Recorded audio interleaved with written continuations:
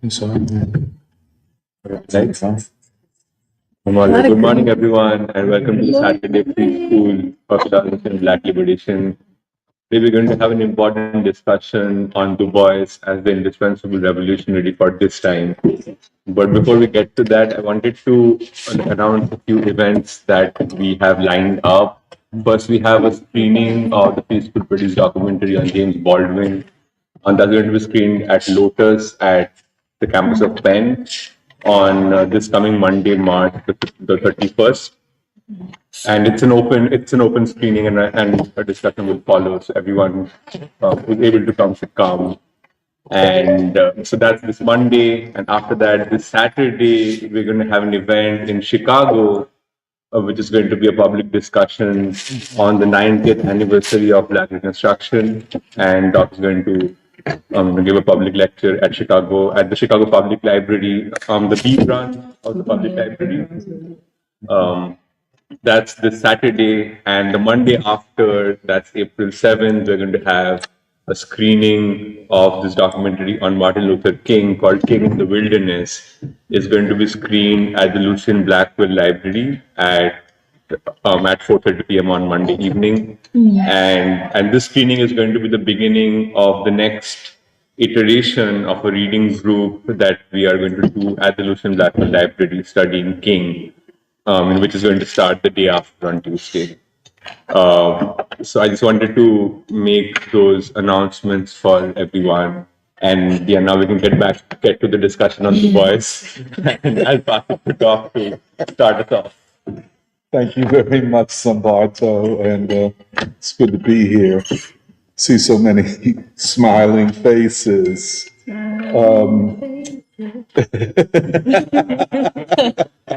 Including Seraphina's smiling face. But, I know we have talked so much about Du Bois. Sometimes I'm of the opinion that you can't talk enough about him because his body of work is over, as it were, is objectively a critique of what preceded it, while not rejecting it in a infantile. It does stand as a critique, and I think a foundation of the critique of the postmodern framing of society and history. So, but then, which might come as a shock to some people, of course not to us, that Du Bois is an indispensable revolutionary thinker. I was talking earlier to Michelle, who is furiously, as is her way of operation. Is there anything you do that's not in a furious way? I mean, really, Michelle. She's, we're doing the symposium on these composers, Ellington, Mingus, Sun Ra, and Bootsy Collins. And, Ellington is the foundation. And so Michelle is reading, I think, and Seraphina reading Ellington's autobiography. And, Michelle is sending me all these texts early this morning. I mean, just getting deeper and deeper into it. And what we're discovering is that the epistemology out of which he operates is Du Bois's epistemology. And I think it would be interesting. I know, and then I was talking to Emily, and she is studying August Wilson and his writings. And, if you take Ellington, maybe 40 years before Wilson, and you put August Wilson's writing, they seem to be it's as though the same person were writing them. Pardon me. but I think I just want to say this.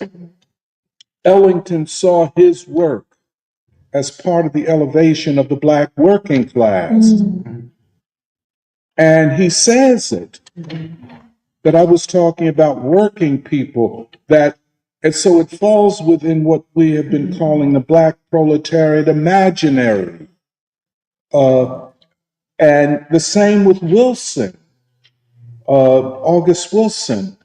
And, so much of this is ignored and overlooked in the interpretation of their work, certainly of Ellington. Well, let me just say, because I'm not as furious in my research as Michelle is, it seems to be a tally thing. Because, yeah, because Crystal ain't far behind. I won't go any further than that on the research I'm doing on your personal biographies. But anyway, what was I going to say?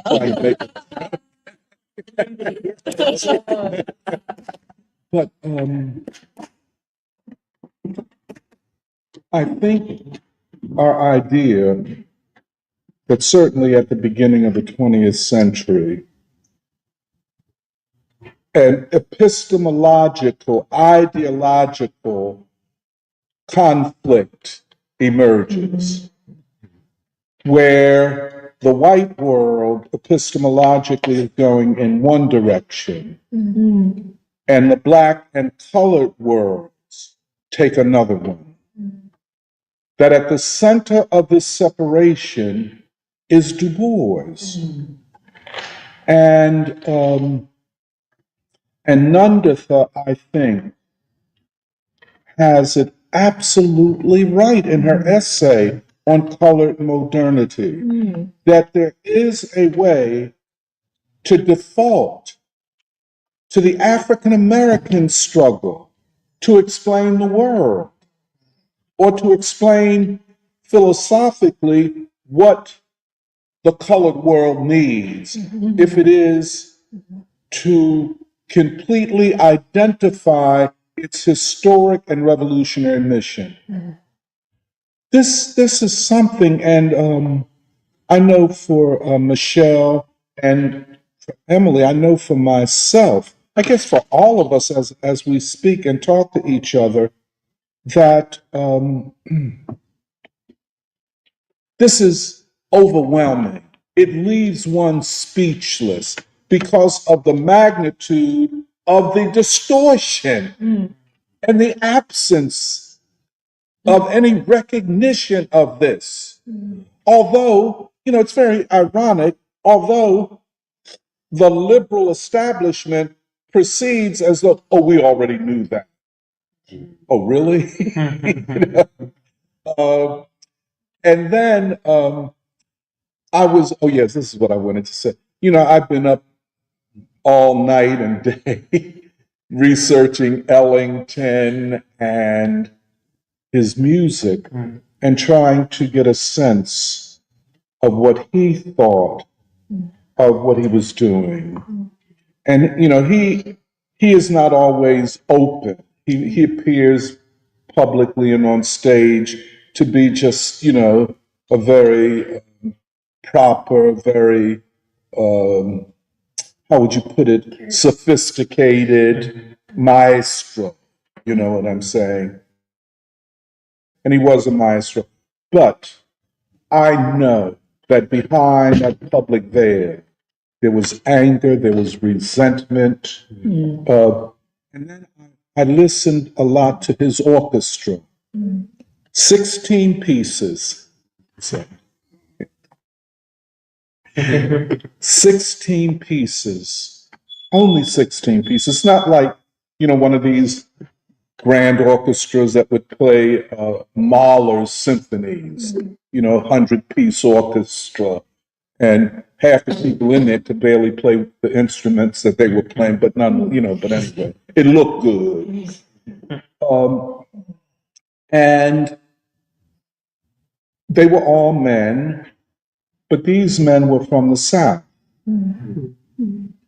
So you knew that they knew the humiliation, the brutality, the terrorism of slavery and Jim Crow. If they didn't know it personally, their parents and grandparents were slaves. They knew about this. Then they had to experience, no matter how great they were, constant racial discrimination. They would go into certain cities or towns, and there were no hotels that they could stay in. So they stayed on the train. And I asked myself, how do you process that when you know that your music and the orchestra that you're in is superior to anything out there? If Benny Goodman or Artie Shaw's, these are two great white band leaders, went anywhere, the members of their orchestra could have a place to stay, could stay in hotels that were not discriminated against.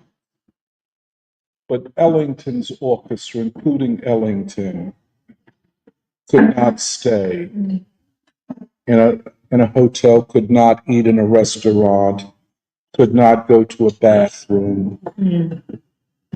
But yet, they produce this music.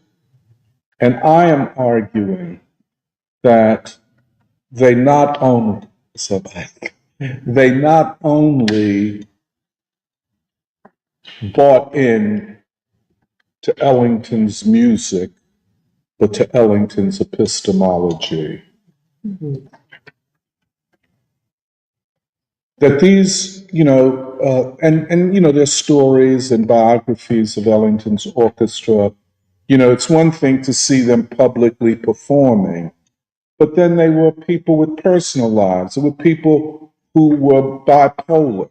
There were people who were alcoholics, and I'm not putting down but who had drinking problems. There were people who were sad at times, But part of Ellington's commitment, and this is why I'm saying it is, I think you would agree with me, Michelle, it is an ideological commitment to the truth. No other orchestra had to be committed to the truth and to making the truth concrete for Black folk, for Americans, and for the world.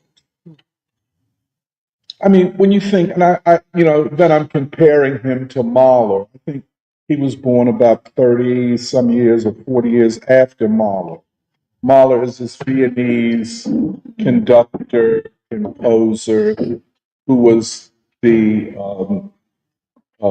celebrity, of classical music, the young, romantic.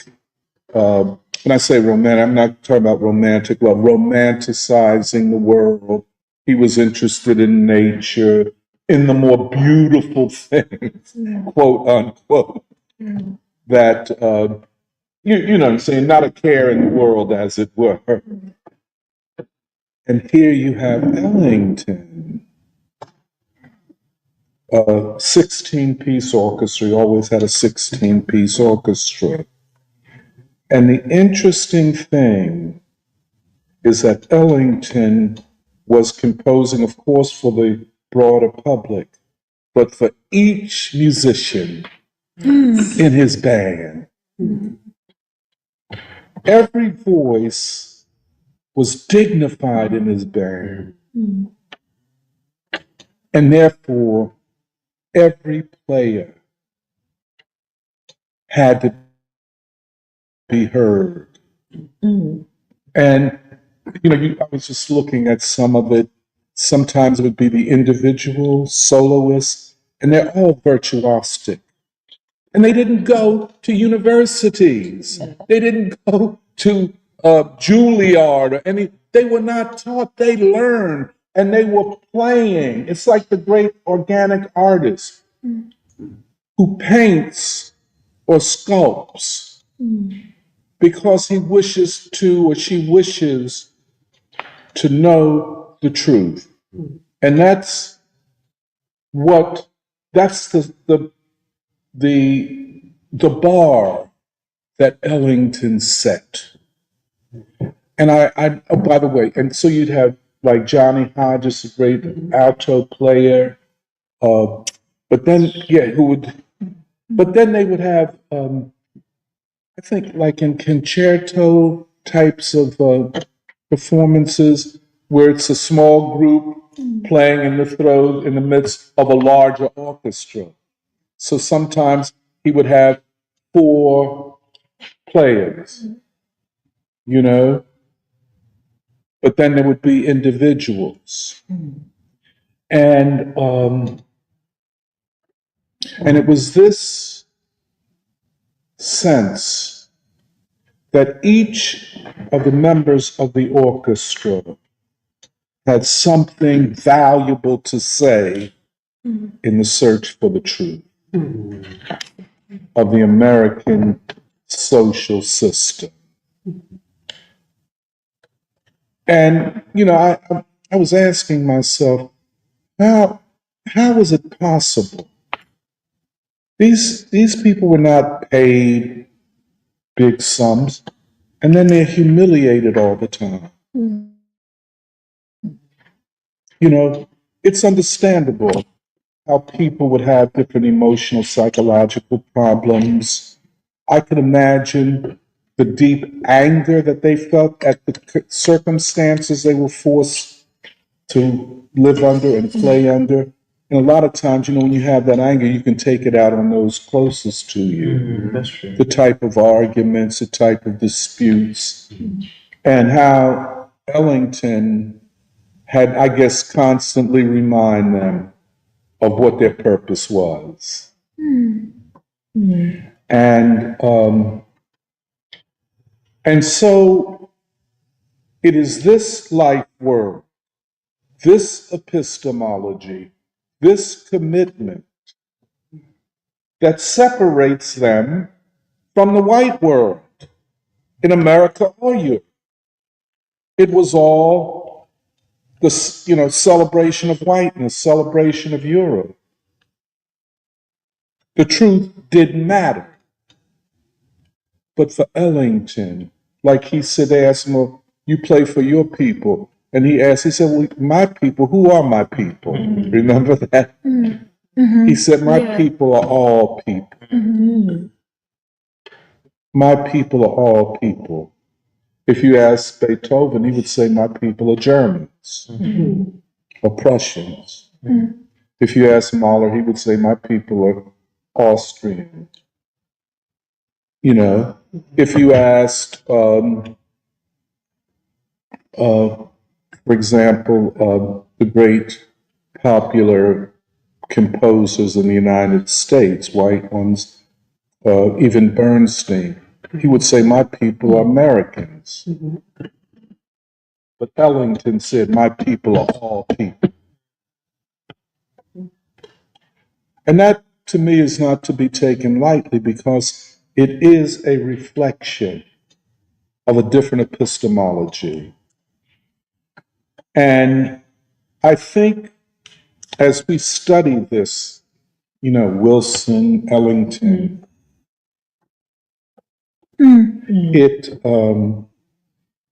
it says to me that we have it right. That in fact, Du Bois is the originator of a new movement of world thought.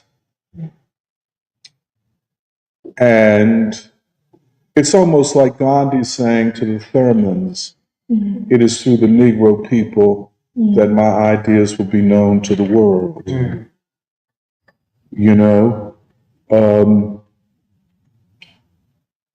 And so, one can see this movement, this great movement of world ideas, when, of course, the Thurmans go in 1935 to meet Gandhi. Or when King situates the revolutionary process in the United States in the Indian independence movement. It's just spectacular How did this happen? And the question becomes, how was it never fully understood? What has everyone missed? Yeah. And why did they miss it? And I guess we could partially say, and we should say the color line, obviously, that knowledge is not produced outside of the framework of the color line, which raises the epistemological question again, and we'll return to that. But the color line meant that if it were produced, let us say, by a Du Bois or Wilson or Ellington or Baldwin or Emiri Baraka or whoever, well, it was okay. It wasn't all that, and they would say, "Well, have you heard of Hegel?" Say that would be their response. Or, "Oh, you're listening to well, do you know Mahler?" Or Tchaikovsky. I mean, the names sound good when you say it. Do you know? I guess they was. I guess Johnny Hodges, the alto player in Ellington's band, would say, "No, I never heard of him, but I have heard of discrimination and racism." You know what I'm saying? And so now we have reached, and I think when I talked to Sambarto and Purba in the science reading group, a moment of reckoning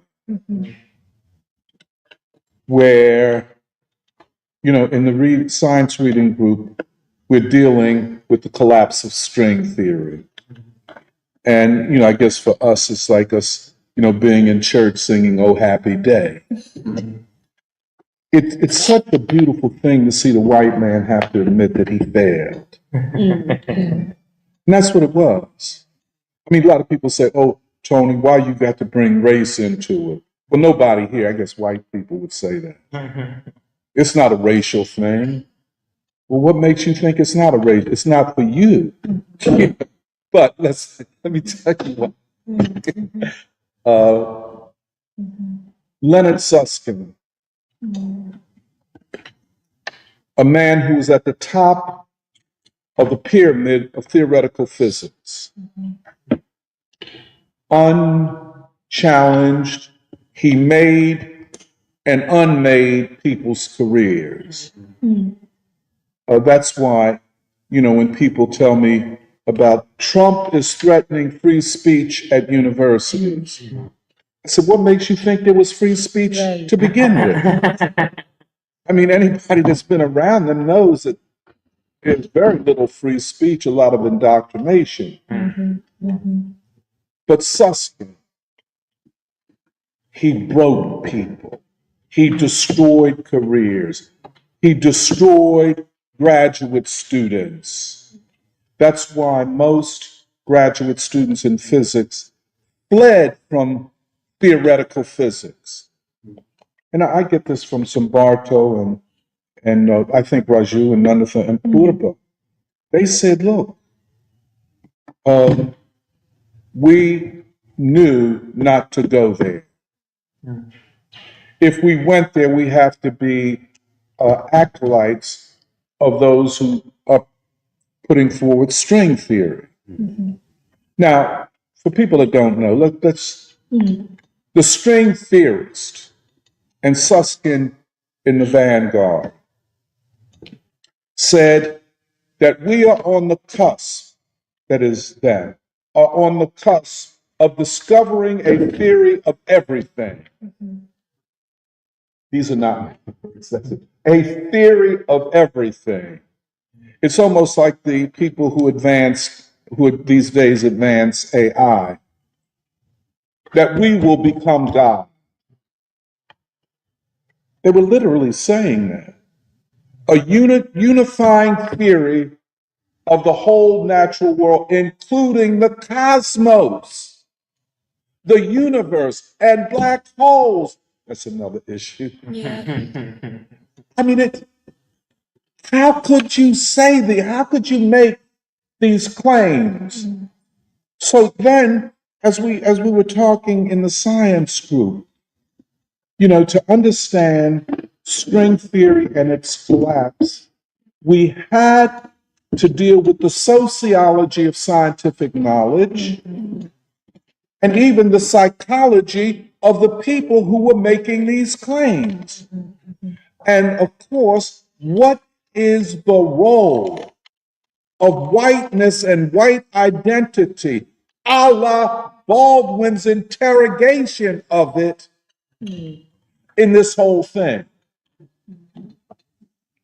You know what I'm saying? The hubris, the arrogance, the narcissism of it. And then protected by the universities, paid well, celebrated to do what turns out to be nonsense. And so for over 40 years, and this is what I get from Susskind, he began his career as a string theorist. By the way, don't ask me any questions about, I don't know. I'm looking from the outside. I'm not a physicist. I'm not a mathematician. In fact, I failed all math courses, you know what I'm saying, and didn't take physics because, well, first of all, when we talk about the sociology of physics and mathematics, the high point of white supremacy. I was afraid to even take a math or science course until I went to a black college. Because I knew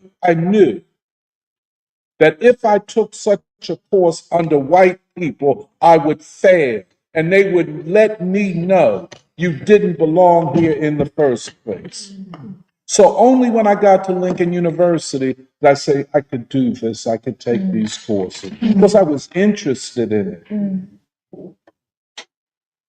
But the field of physics and theoretical physics is a domain of white supremacy. That's why y'all coming from India, you were not discouraged. You were encouraged. But for a black person, there were certain regions of knowledge which we were told, don't go there. You will fail. And if you think you're so smart as a white person, we'll teach you. And that was the way it was done. So already we're dealing, and in the case of theoretical physics, disproportionately Jews. We have to keep it 100.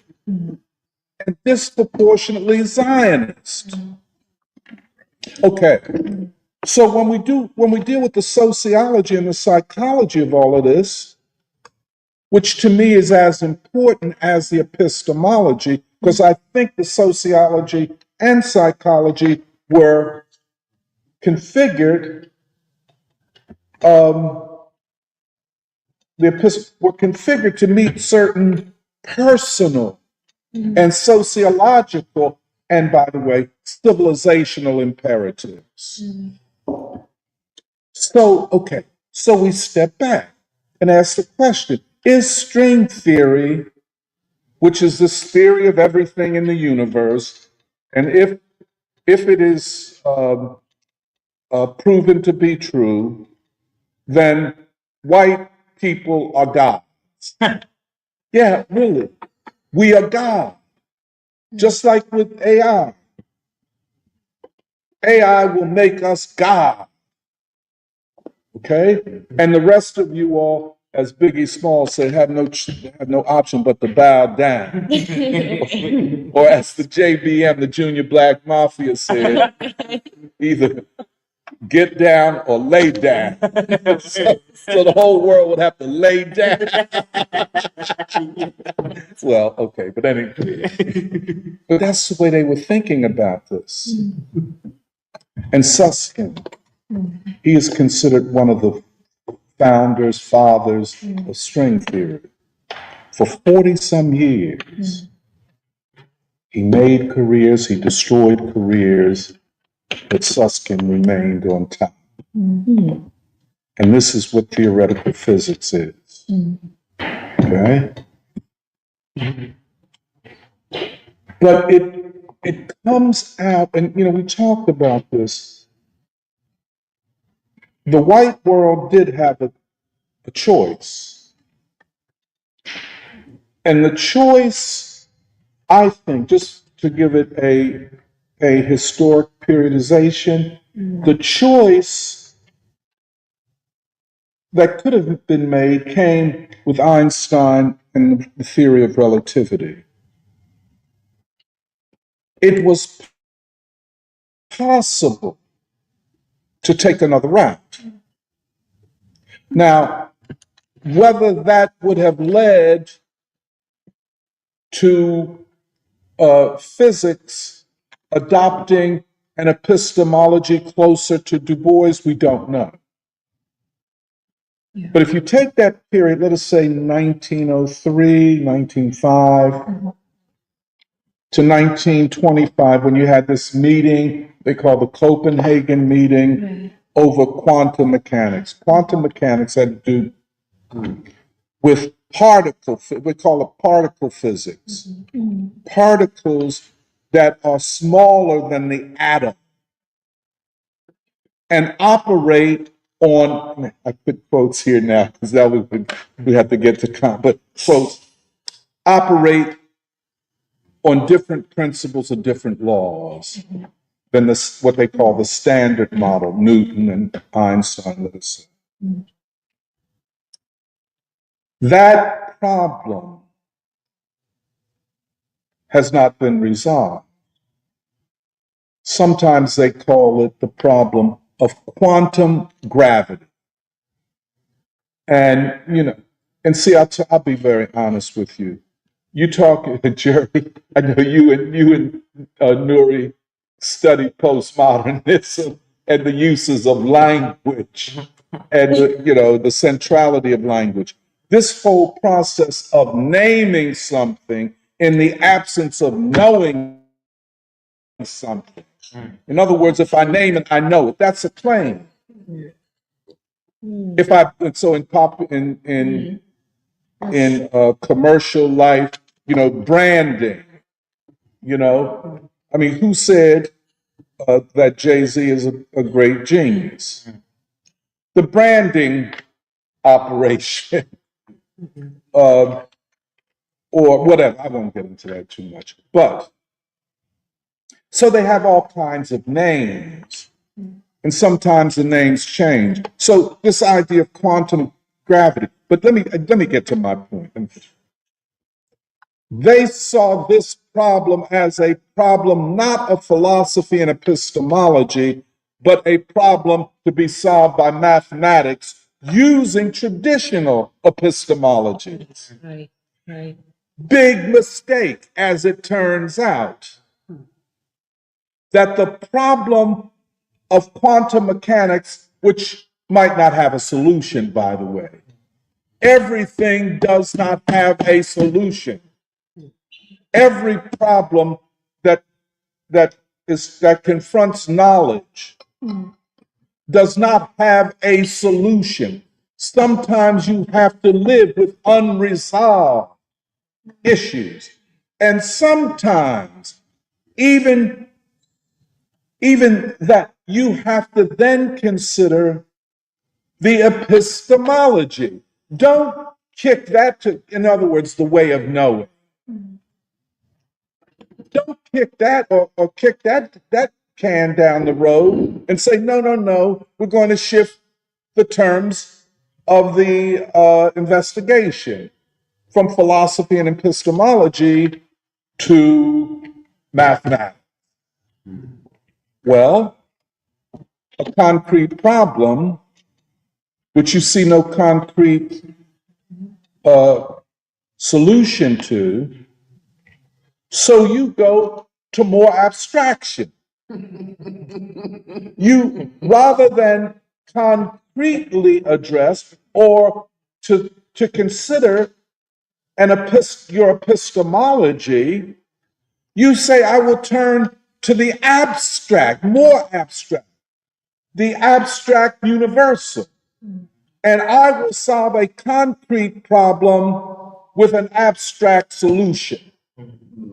Mathematics, really, I would even say since Descartes, Leibniz, certainly since Bertrand Russell, is seen as a path to clarity, that normal language is so distorted by culture and bias and ideology, this is their language, that it's insufficient, that you have to go to a language which is not biased. Right.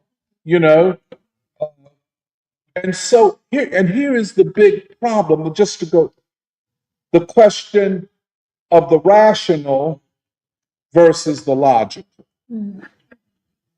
Don't worry about, we'll talk more about this going forward.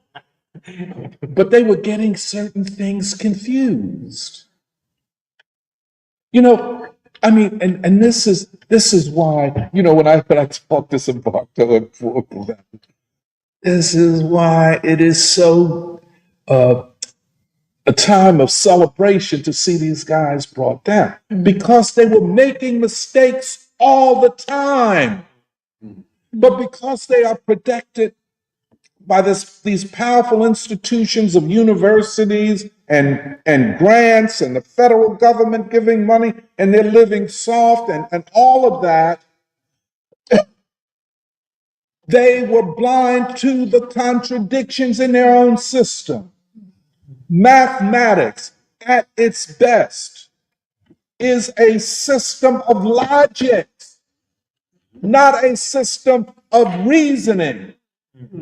You could be the greatest mathematician in the world because you know how to conduct logical, what am I trying to say? Logical operations, which we can then say are equations. Does that make sense? Yeah. You are not reasoning, your rational faculties, what we call rationality. And the rules of reason are not the same as the rules of logic. Yes. Just think about it. We don't have to solve this right now, And then the question is, why does everything, when it comes to scientific knowledge or knowledge itself, have to be confined within either logic or reason, mathematics or rational categories? Why can it not come also from the life world of the people, which then means, how do people think? What are their epistemologies? And how does art and the imaginary play into all of this? Well, we don't have to solve that problem right now. But you can see an arrogant ruling elite who emerged after the end of World War II in the throes of the Cold War. And, quote, we have the ultimate weapon of mass destruction, atomic weapons. So, in a certain sense, we have already made a step towards being God. I think, I don't think I'm being hyperbolic or exaggerating. There is a God complex. The atomic bomb said we can destroy everything if we so choose, and Hiroshima and Nagasaki was a test run.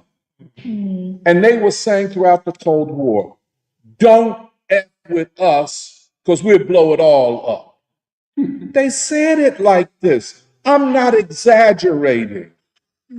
Don't F with us. That's why Mao said, bring it on.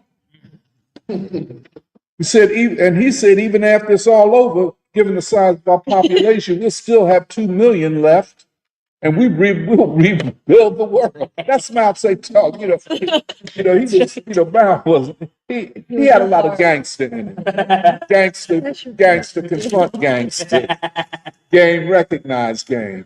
But so within this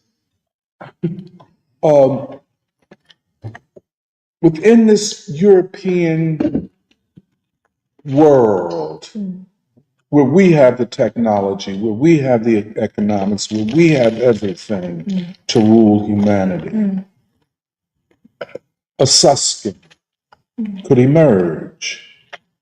You know, he emerges within the framework of a certain world where we have atomic weapons. And of course, Einstein was German and Jewish, although not a Zionist. This is very important to know about Einstein, and not a racist. But they claim him, you know.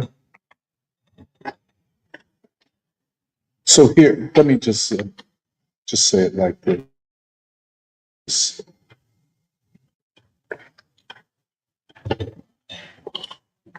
With quantum mechanics, but with the entire world situation, given the defeat of Hitler and Nazism, the rise of the anti-colonial movements, the rise of the struggle for new democracies, as is the case with the Black struggle, the world is changing. Humanity is different. But the white world will not recognize these changes. They've only now begun partially to recognize them. And even like Du Bois says, this applies to Trump, he wants to walk backward into the future. I mean, it's an unresolvable contradiction, and he will be destroyed on his own sword. But they didn't want to recognize it. And so, string theory. We're going to solve with mathematics what epistemology cannot solve. We want to solve a complex problem in a way that using tools that cannot solve it. I would make the argument, of course, this is looking back and interpreting things, that they were never going to do it. They were never going to do it, but it was their arrogance that made them believe that they could do it. Does that make sense? And so, when it came to theoretical physics, and that's the crown jewel of physics, all the experiments in the world are not as important as the great theorists, such as an Einstein, such as a Newton. You know, that's the creme de la creme.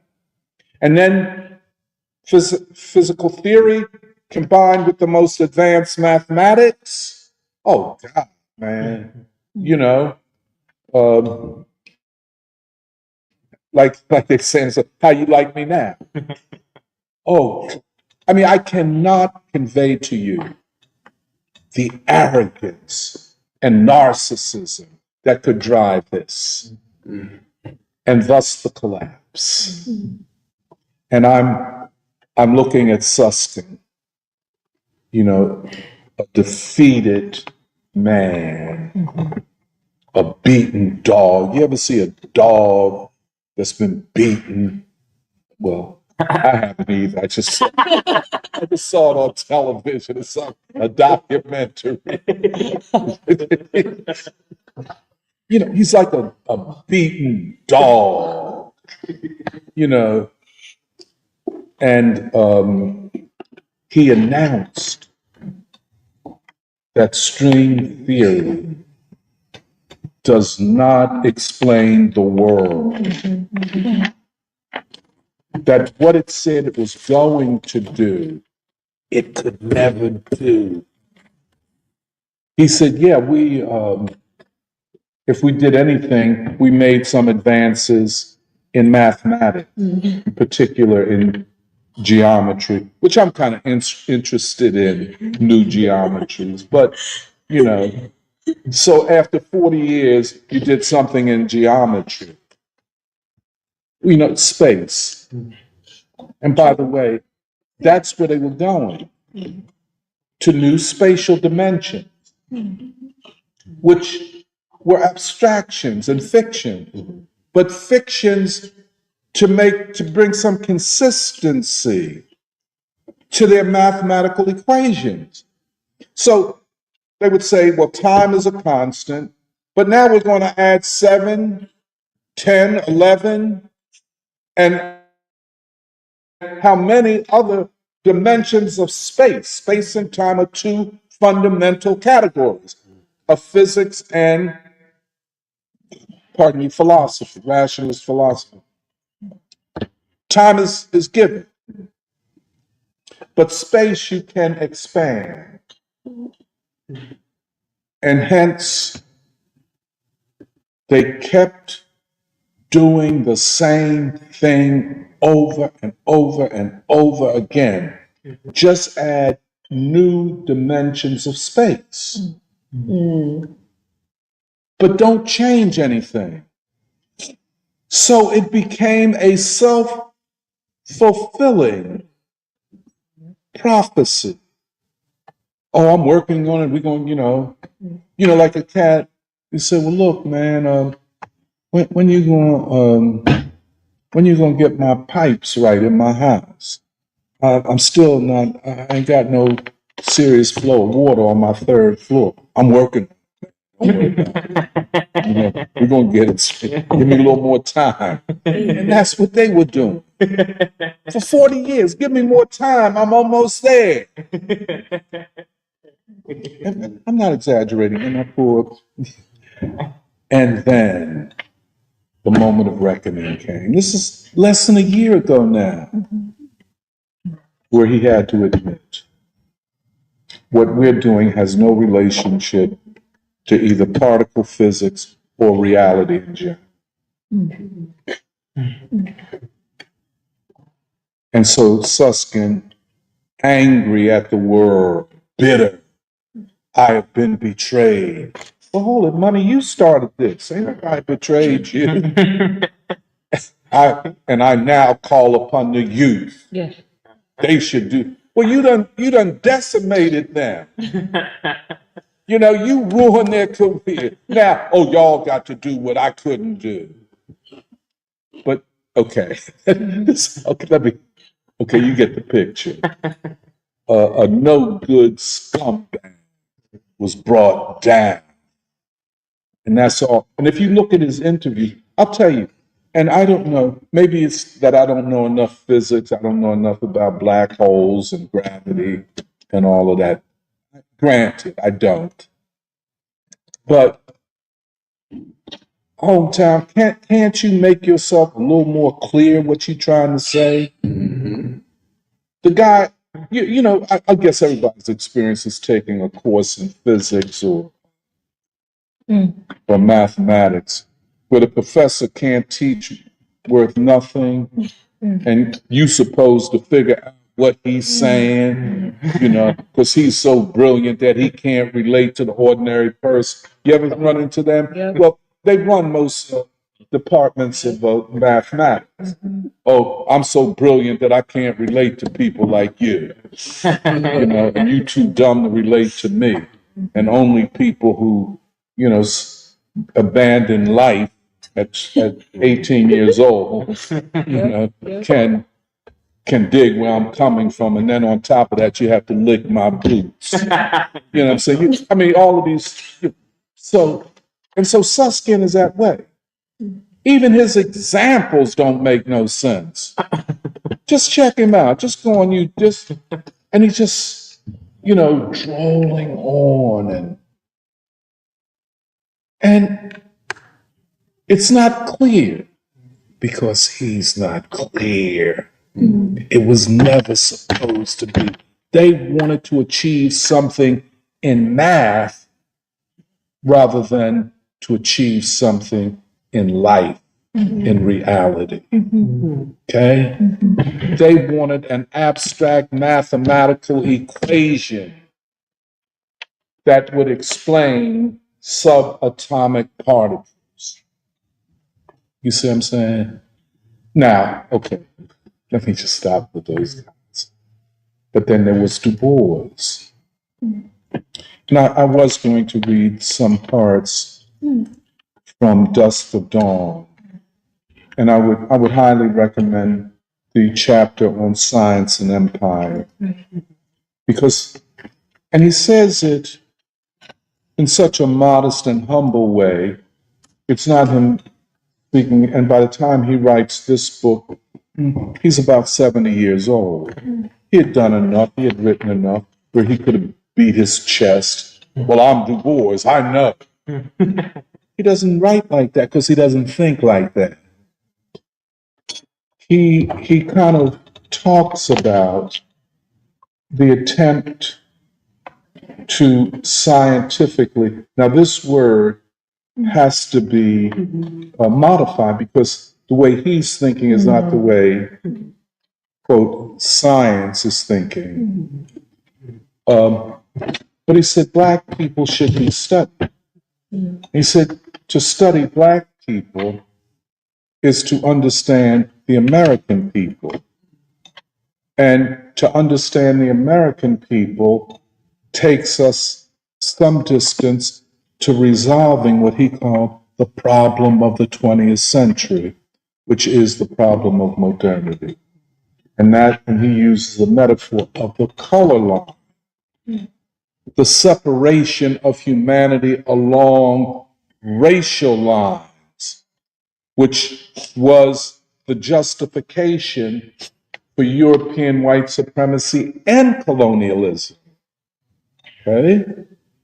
And he sought to scientifically, by which he meant through evidence and theory and epistemology linked to that, to demolish the, quote, science of race, as it was then called, and the actual reality of the color line. I mean, it's so many ways to examine the way he approached these questions in their totalities. You know, it's not like if you go to a sociology department, well, I'm a sociologist and I study gender. Well, I'm a sociologist and I study race. Well, I'm a sociologist. Oh, I study employment. Well, yeah, okay, you're studying these things, but what about the totality of knowledge? Are these things, are employment and other things not connected to larger questions of society? So that's what so he's sort of a holistic approach. But, you know, recall, you know, at Harvard, Du Bois was told by William James, his closest friend at Harvard, because what Du Bois wanted to do was philosophy. I don't know of any young person interested in knowing anything that when they go to college, they're not interested in doing philosophy. That's the first thing most serious young students will, oh, I want to do philosophy.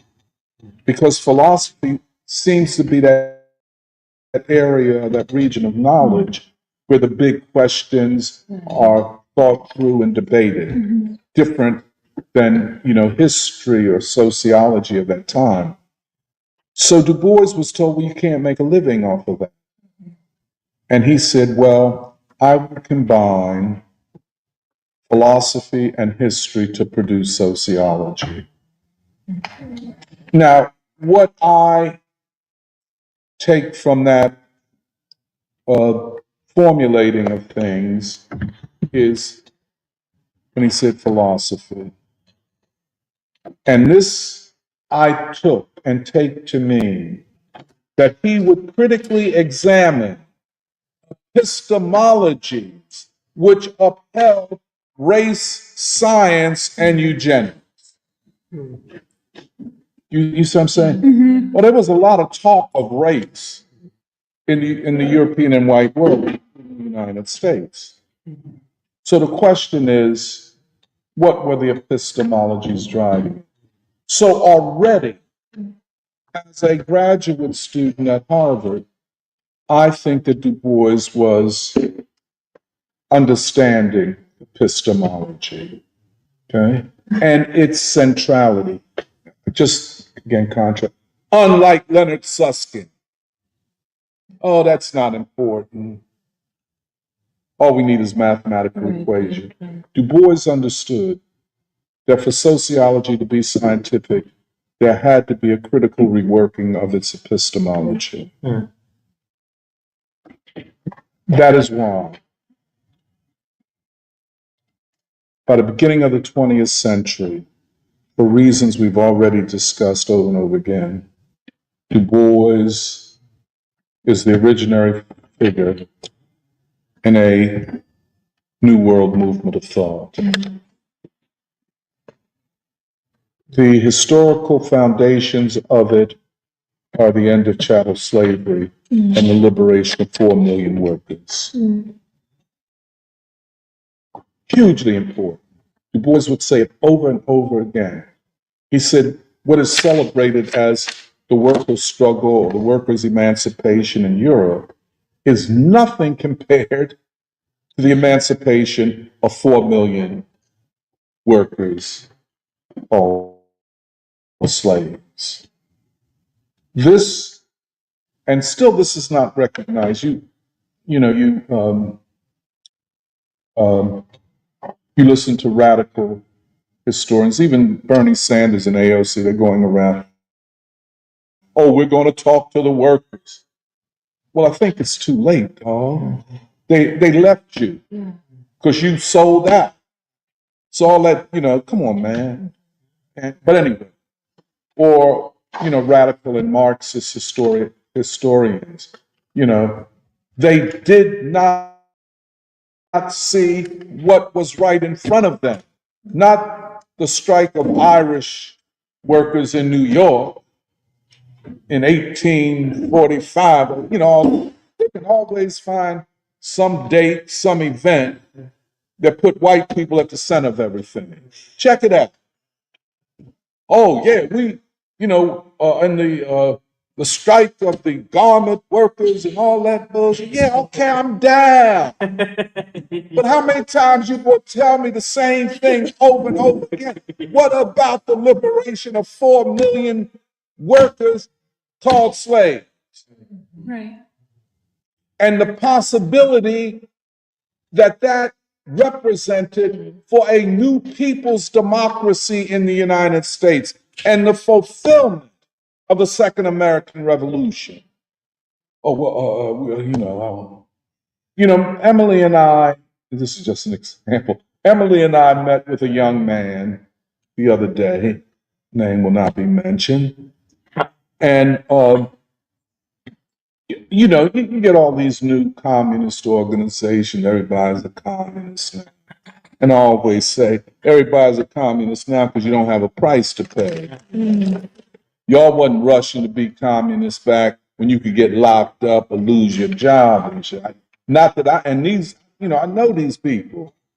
Y'all was, we're Trotskyites and we critique Stalin and all the talk, but that ain't the issue. The ruling class is going after people who call themselves that. But y'all wasn't that then, but now you all that. I mean, I think, just to be honest, I have a problem with the narrative. But anyway, wait. So the thing is not playing out the way it's supposed to. So like they say, like Baldwin say, the Negro go to the white man to get a few dollars to put a roof on the church. But the white man come to the Negro for love. So so y'all always say, oh, you too generous. But what can I say? Can I close the door on them? I mean, because they're coming to us for the only thing that they need from us. I mean, and can't get nowhere else. So, the story, and all that and yada, yada, yada. And y'all know what these groups have become. And so I said to him, and Emily can confirm what I'm saying. I said, before you go any further, my brother, I don't accept white leadership to begin with. And I mean that. I'm serious as a heart attack. Unless you show me a white person to follow or a white person that has given leader, I don't accept white leadership. And I said, well, don't take it personally. Because what I was trying to say, you shouldn't either. You should be critical of it. Right. But yet you rushed into it.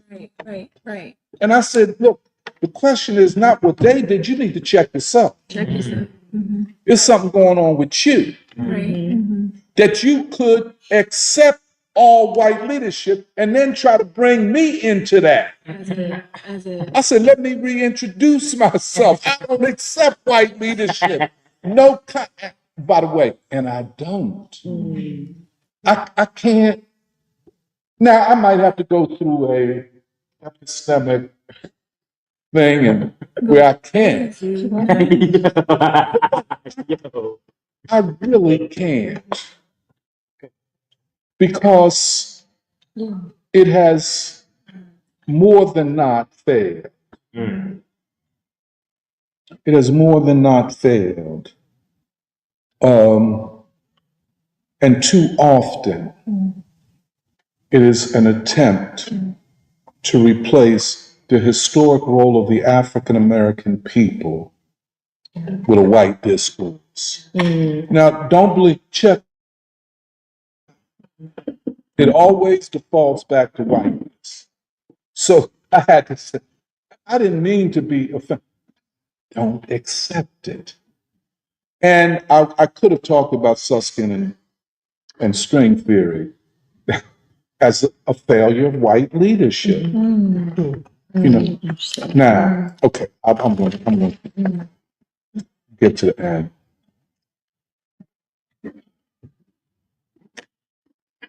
The emancipation of 4 million slaves constituted the possibility of a reorganization of bourgeois democracy, not just in the United States, but globally. Not immediately, but over time. That was present in the moment of the anti-slavery struggle. Contrary to popular belief or popular narrative, Lincoln did not free the slaves freed themselves. And they did. And not just by the Underground Railroad. It's by guerrilla forces fighting the Confederacy and what Du Bois presents the general strike of 500,000 workers. All of this. A great historic achievement that has not yet been recognized. But Du Bois understood its significance.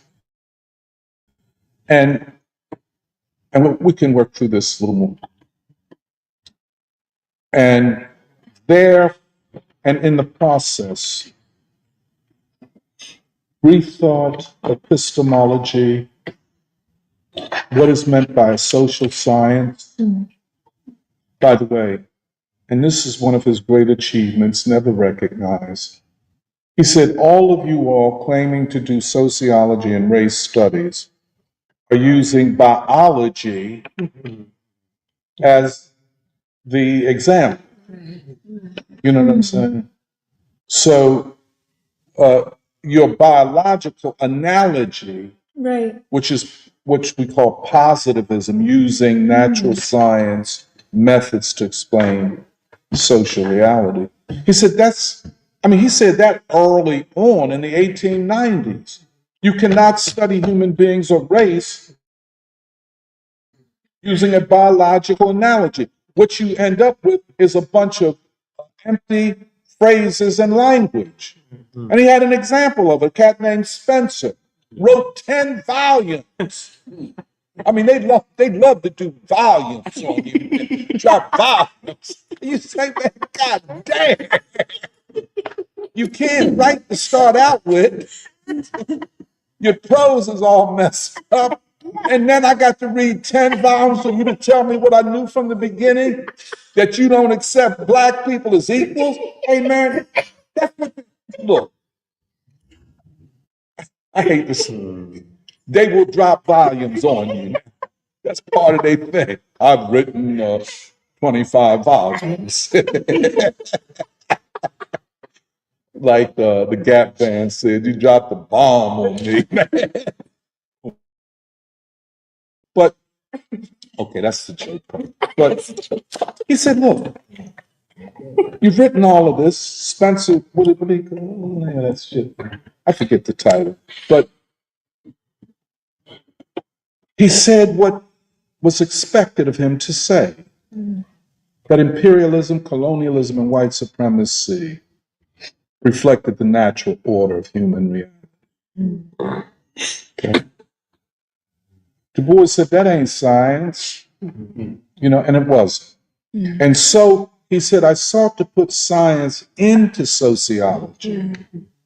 What he did not say, but what I think is implicit, and to do it, I had to undo the epistemologies of science.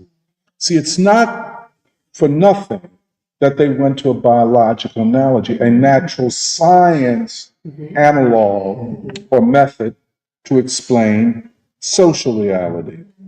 Because all philosophy, pretty much from Descartes, had argued that truth and the methods and epistemologies for discovering truth could or should be based upon philosophies of science.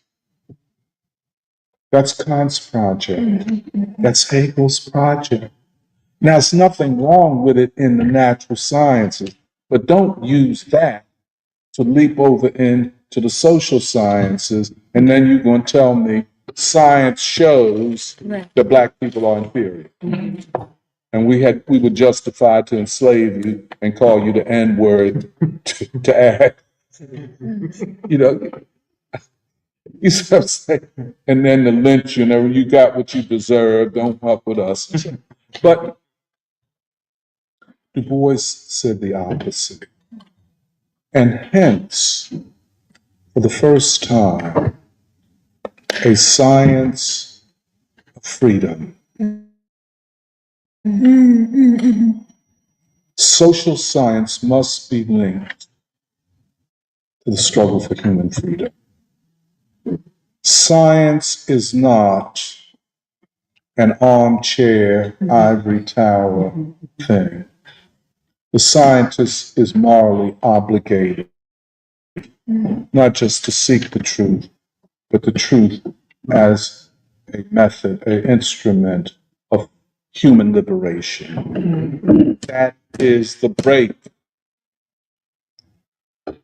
Nowhere else would you find this before Du Bois. It's nowhere, nothing close to this before Du Bois.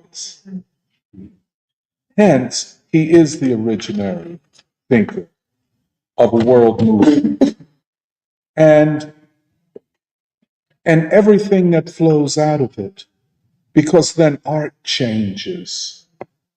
The nature of discourse changes, at least for black people. The oppressed are given a weapon that they previously did not have.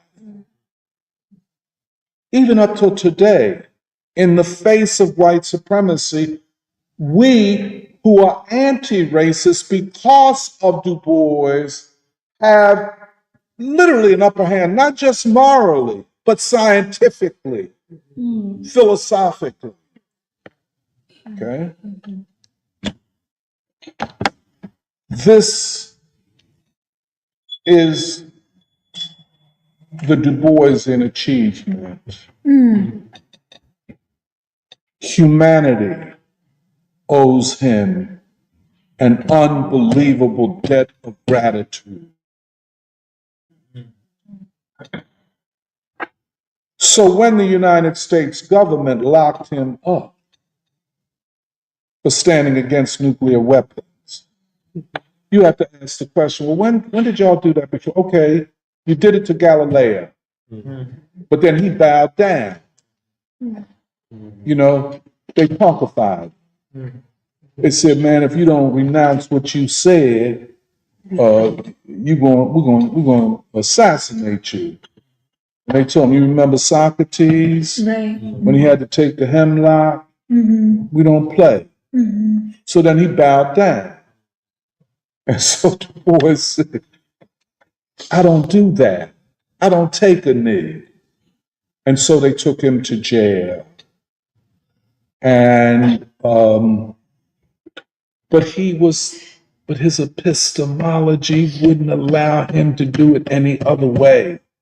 It was not just an epistemology of science, but an epistemology of science and of morality. You know what I'm saying? See, a lot of people can lie and lie and lie because their epistemology permits it.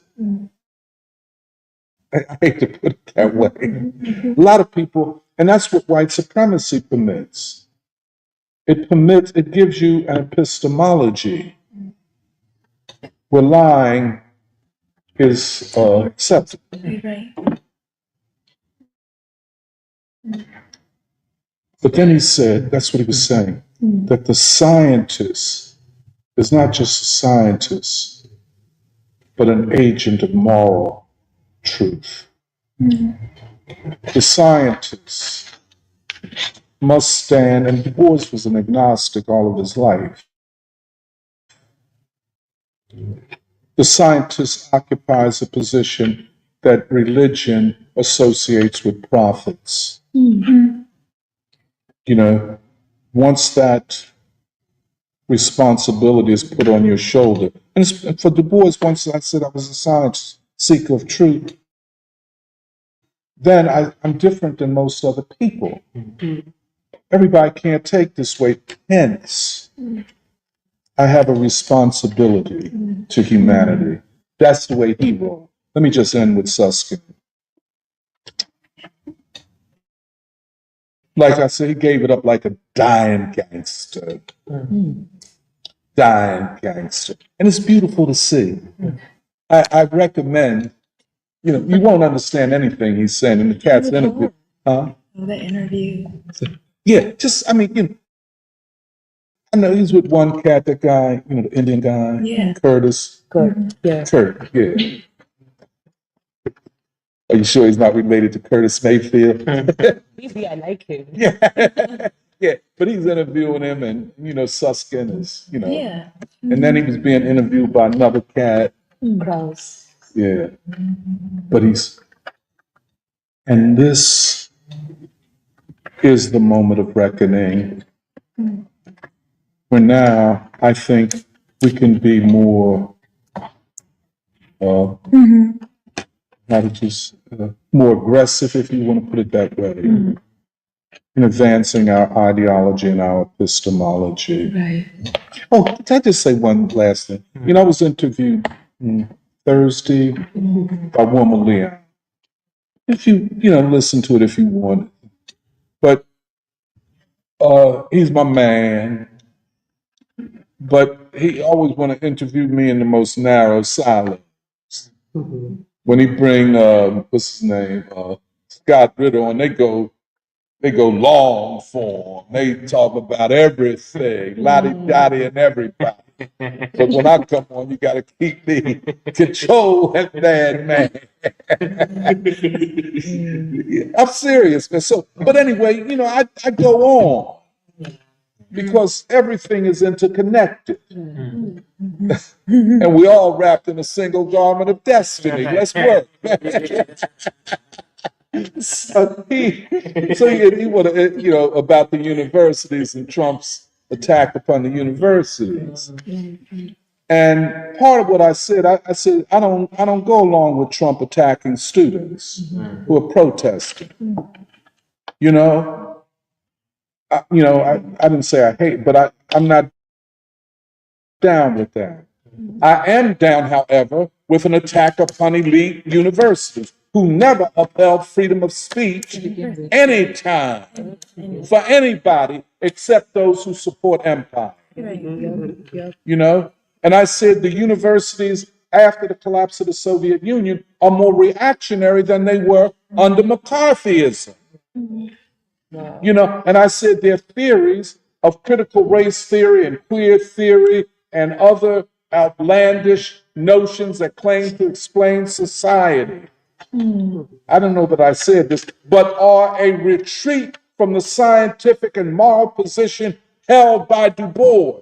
Right. And y'all in Black studies, and I know about this from Temple, attack Du Bois as not being Black enough.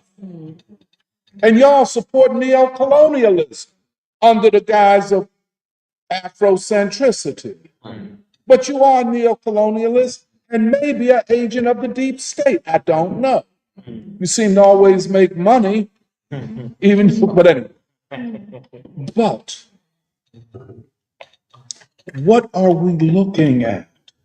A further deterioration of the standards of science.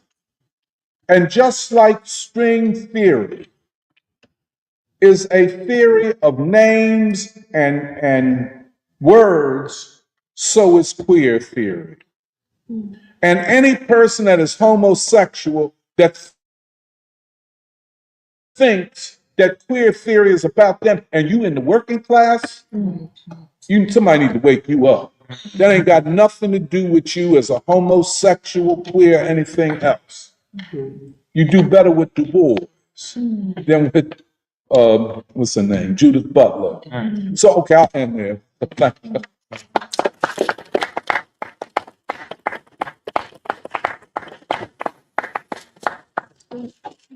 Does you want to read some basketball? Do you want me to? Read it. Okay.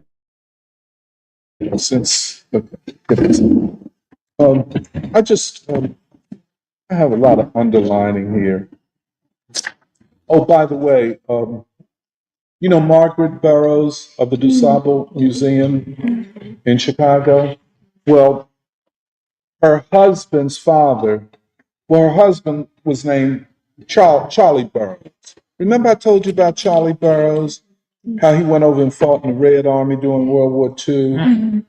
Yeah, Charlie Burroughs. And when he got back, he's from Chicago, and he married Margaret, and I guess the rest is history. They had the DuSable Museum in their basement. But Du Bois mentions Charlie Burroughs' father. His name was Charles Burroughs too, and I just wanted to bring that's in Dusk of Dawn. I think he mentions him in I think the second volume of the Black Flame trilogy. Yeah. He mentions And Charlie Burroughs, this Charles Burroughs, who was a poet, was the father of Charles Burroughs, or what we call Charlie Burroughs, that married Margaret Burroughs, and the two of them founded the DuSable Museum. And Charlie Burroughs fought in World War II in the Red Army. Okay, but yeah, just I just wanted to. One thing he says on the first page, and this is chapter 4. He said that when he was in Germany, he was taken by science and the claims of science. And the natural sciences had shown that the laws of nature could be discovered. And this question of laws was very important because, Kant would call it the categorical imperative. That once you discovered laws, you discovered truth. And Du Bois would say, on the other hand, the difficulties of applying scientific law and discovering cause and effect in the social world were still great. It was not a given, it was not a settled matter. Social thinkers were engaged in vague statements and were seeking to lay down the methods by which, in some not too distant future, social law analogous to physical law would be discovered. And this remained and remains for some an objective of social science, to do something like the natural sciences. Herbert Spencer finished, this is what I was saying, finished his 10 volumes of synthetic philosophy in 1896. I guess the door was closed at that point. 10 volumes? Okay. The biological analogy, the vast generalizations were striking, but actual scientific accomplishment lagged. For me, an opportunity seemed to present itself.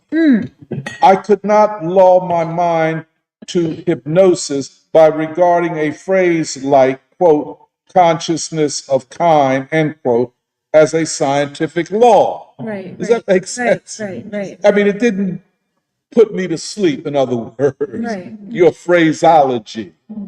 Guess that's a street line, phraseology. That's like North Philly. It goes along with tricknology. Okay, I'm sorry. But turning my gaze from fruitless word twisting, Jerry, that's what you and Nuri faced at Cornell, word twisting. My gaze from fruitless word twisting and facing the facts of my own social situation and racial world, I determined to put science into sociology through a study of the conditions and problems of my own group. Okay, first of all, the very idea that Black people could be scientifically studied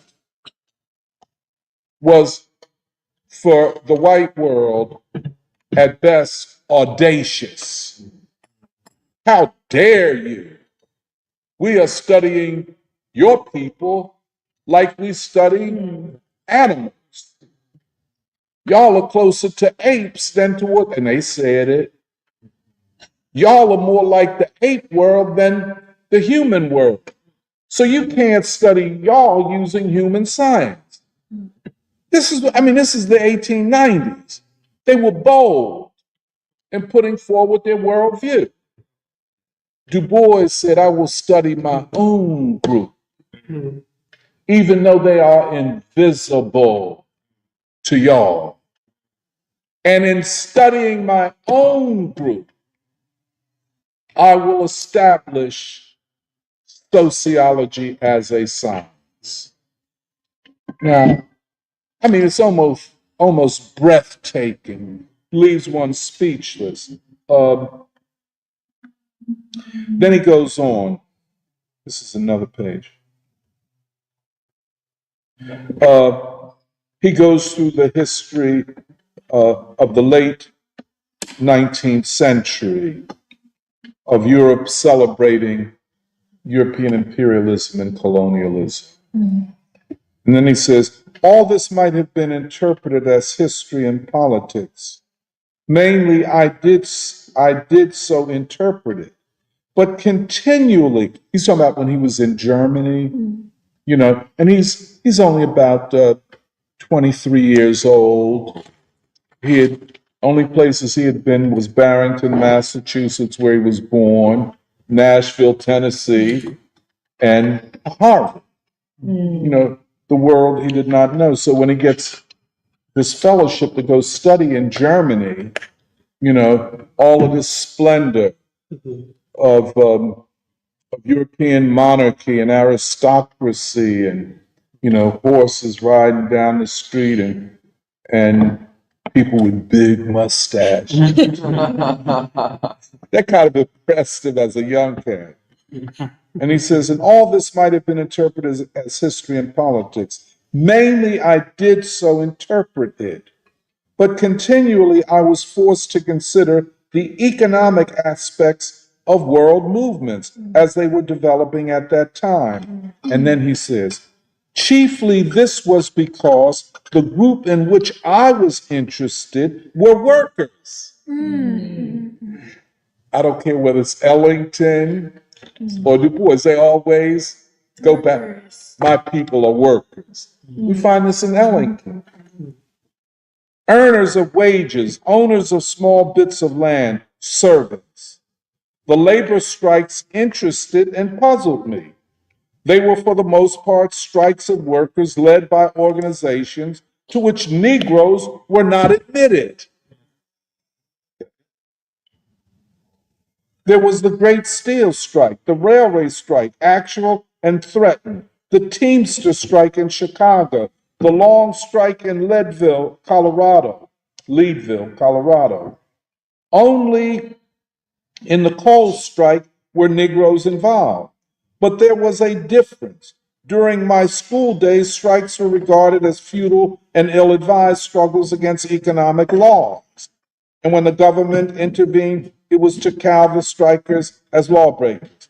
But during my teaching period, the plight of the worker began to sift through into the consciousness of the average citizen. Public opinion by workers shifted. Okay, let me just. Then he says,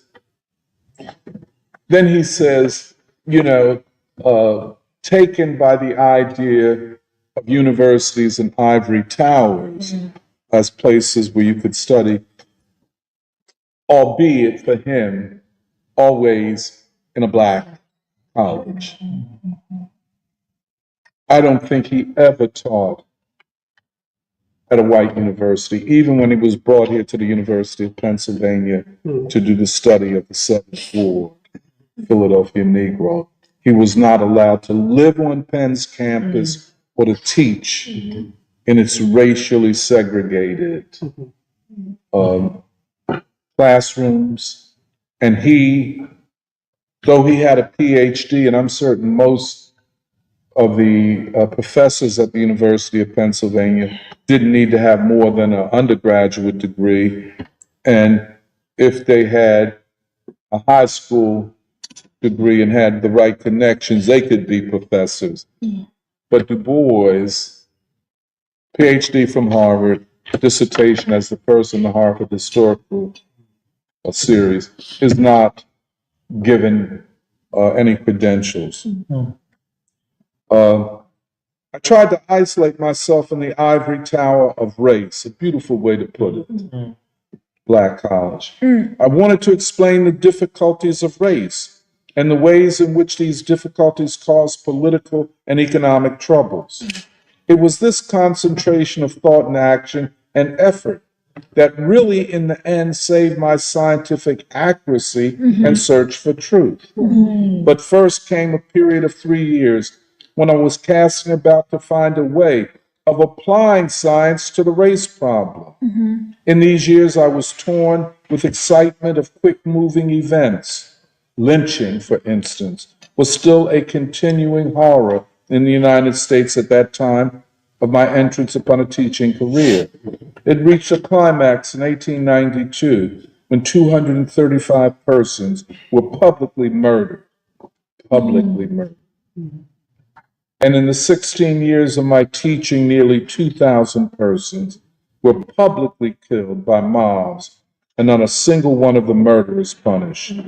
The partition, domination, and exploitation of Africa gradually centered my thought as part of my problem of race. I saw in Asia and the West Indies the result of race discrimination, while right here in America came the wild foray of the exacerbated Negro soldiers at Brownsville, Texas, and the political and economic riots in Atlanta.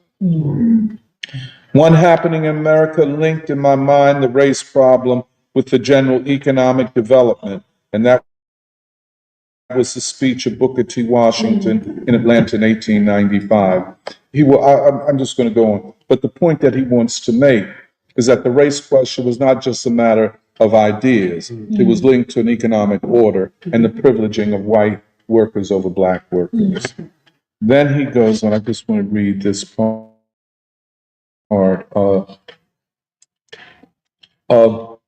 He talks, let me just, the opportunity opened at the University of Pennsylvania seemed just what I wanted. I had offered to teach social science at Wilberforce, that's a black college in Ohio, outside of my overloaded program, but I was not allowed. He wanted to teach, they had him teaching everything from religion to, I don't know, good manners, maybe, and Latin, I guess, sometimes. But they wouldn't allow him to teach sociology at Wilberforce. This was in the 1890s. My vision was becoming clearer. The Negro problem was, in my mind, a matter of systematic investigation and intelligent understanding. The world was thinking wrong about race. The world was thinking wrong. This is why a world movement of thought is necessary. The world was thinking wrong about race because it did not know. The ultimate evil was stupidity. At least that's what he thought at this time. The cure for it was knowledge based on scientific investigation. At the University of Pennsylvania, I ignored the pitiful stipend that he was paid. It made no difference to me that I was put down as an assistant instructor. And even at that my name never actually got into the catalog. It goes without saying that I did no instructing save once to pilot a pack of idiots, as students had named, through the Negro slums. The fact was that the city of Philadelphia at that time had a theory, and that theory was that this great, rich, and famous municipality was going to the dogs because of the crime and venality of its Negro citizens, who lived largely centered in the slum at the lower end of the Seventh Ward. Philadelphia wanted to prove this by figures, and I was the man to do it, they thought. Of this theory, back of the plan, I neither knew nor cared. I saw only here a chance to study an historical group of black folk and to show exactly what their place was in the community. A historic group. You know, his worldview is the complete opposite of people running Philadelphia and the world. First of all, to see African Americans as a historic group, and that's the way the Philadelphia Negro, as y'all know, that's the way he studies them. Their institutions and so on. Then he says, he talks about a presentation that he gave at the American Academy of Social and Political Thought. And he says here, of the methods of my research, I wrote, the methods of my research. This is already in the 1890s. Herbert Spencer, 10 volumes, ain't no methodology of research, ain't no research, just words. Of my methods of research, I wrote,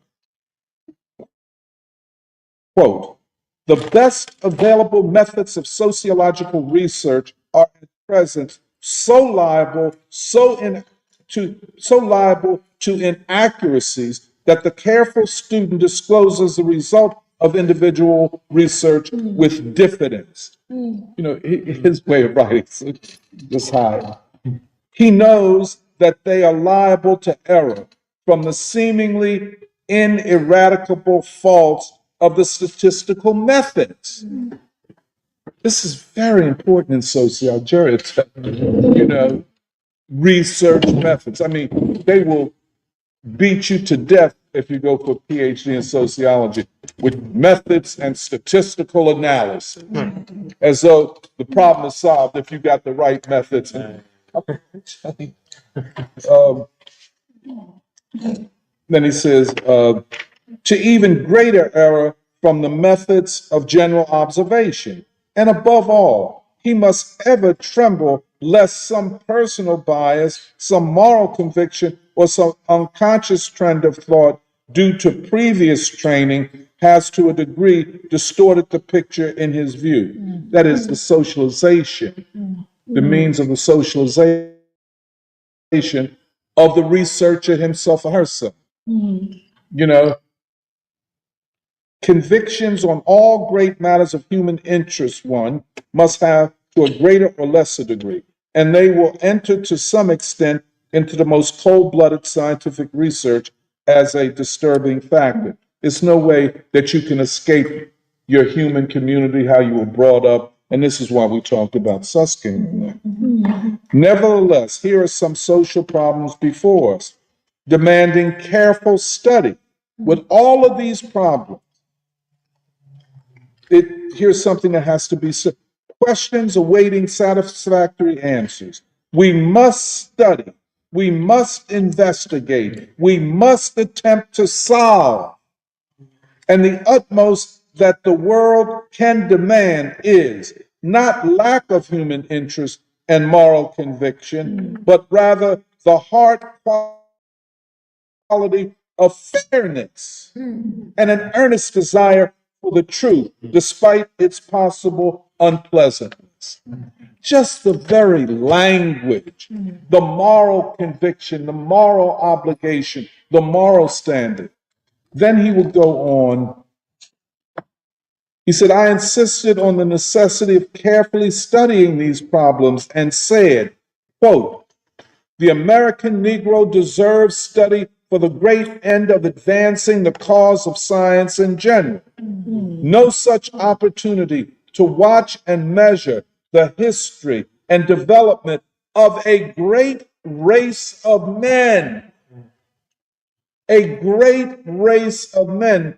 And he's using race here, civilization, in the way he will use it in the famous essay written in this same year, which was his inaugural address to the American Negro Academy, entitled The Conservation of Races, or the conservation of civilization.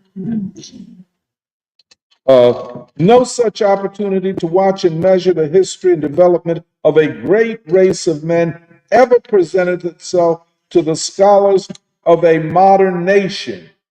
A modern nation. Right. If they miss this opportunity, if they do the work in a slipshod, unsystematic manner, if they dally with the truth to humor the whims of the day, they do far more than hurt the good name of the American people. They hurt the cause of scientific truth the world over. God damn, how's he thinking like this? Shit. They voluntarily decrease human knowledge of a universe of which we are ignorant enough, and they degrade the high end of truth seeking in a day when they need more and more to dwell upon its sanctity, the sanctity of the truth. Finally, I tried to lay down a plan for the study, postulating only that the Negro, quote, is a member of the human race, and as one who, in the light of history and experience, is capable to a degree of improvement and culture, is entitled to have his interests considered, according to his numbers in all conclusions as to the common weal, the common good. Now, this is in a time when race separation was mandated because it was argued that Black people would diminish and bring down American civilization. He's saying the very opposite. And this is, we see coming into being a movement of world thought. This is, this is revolutionary in the face of. And then he said, let me just, dividing the prospective scientific study of the Negro into two parts, the social group and its peculiar social environment. I propose to study the social group by historical investigation, which they have taken out of sociology in the name of methods and statistical, historical investigation, statistical measurement, anthropological measurement, and sociological interpretation. This is very important. First of all, he's doing multidisciplinary. He ain't separated into, I do economics, you do anthropology, you do, you know what I'm saying? To study this problem, it had to be a total approach. Then he says, particularly with regard to anthropology, now anthropology at this time ain't where it been, because the anthropologists of this time went to inferior races to prove they were inferior. You went there knowing what you wanted to prove in the first place. So, okay. But then this is what he said. With regard to anthropology, I said, quote, that there are differences between the white and black races is certain. But just what those differences are is known to none with an approach to accuracy. Yet here in America is the most remarkable opportunity ever offered of studying these differences, of noting influences of climate and physical environment, and particularly of studying the effect of amalgamation, the intermarriage of races, two of the most diverse races in the world. Another subject which rests under the cloud of ignorance. What does it mean when two great races or two great civilizations interact? And we're still trying to work that out. And Michelle, this is part of Ellington. I know, I just have to say, I know you hear Ellington in these words. In concluding, I said, it is to the credit of the University of Pennsylvania that she has been the first to recognize her duty in this respect, and in so far as restricted means and opportunity allowed, has attempted to study the Negro problems in a single definite locality. Just a thing.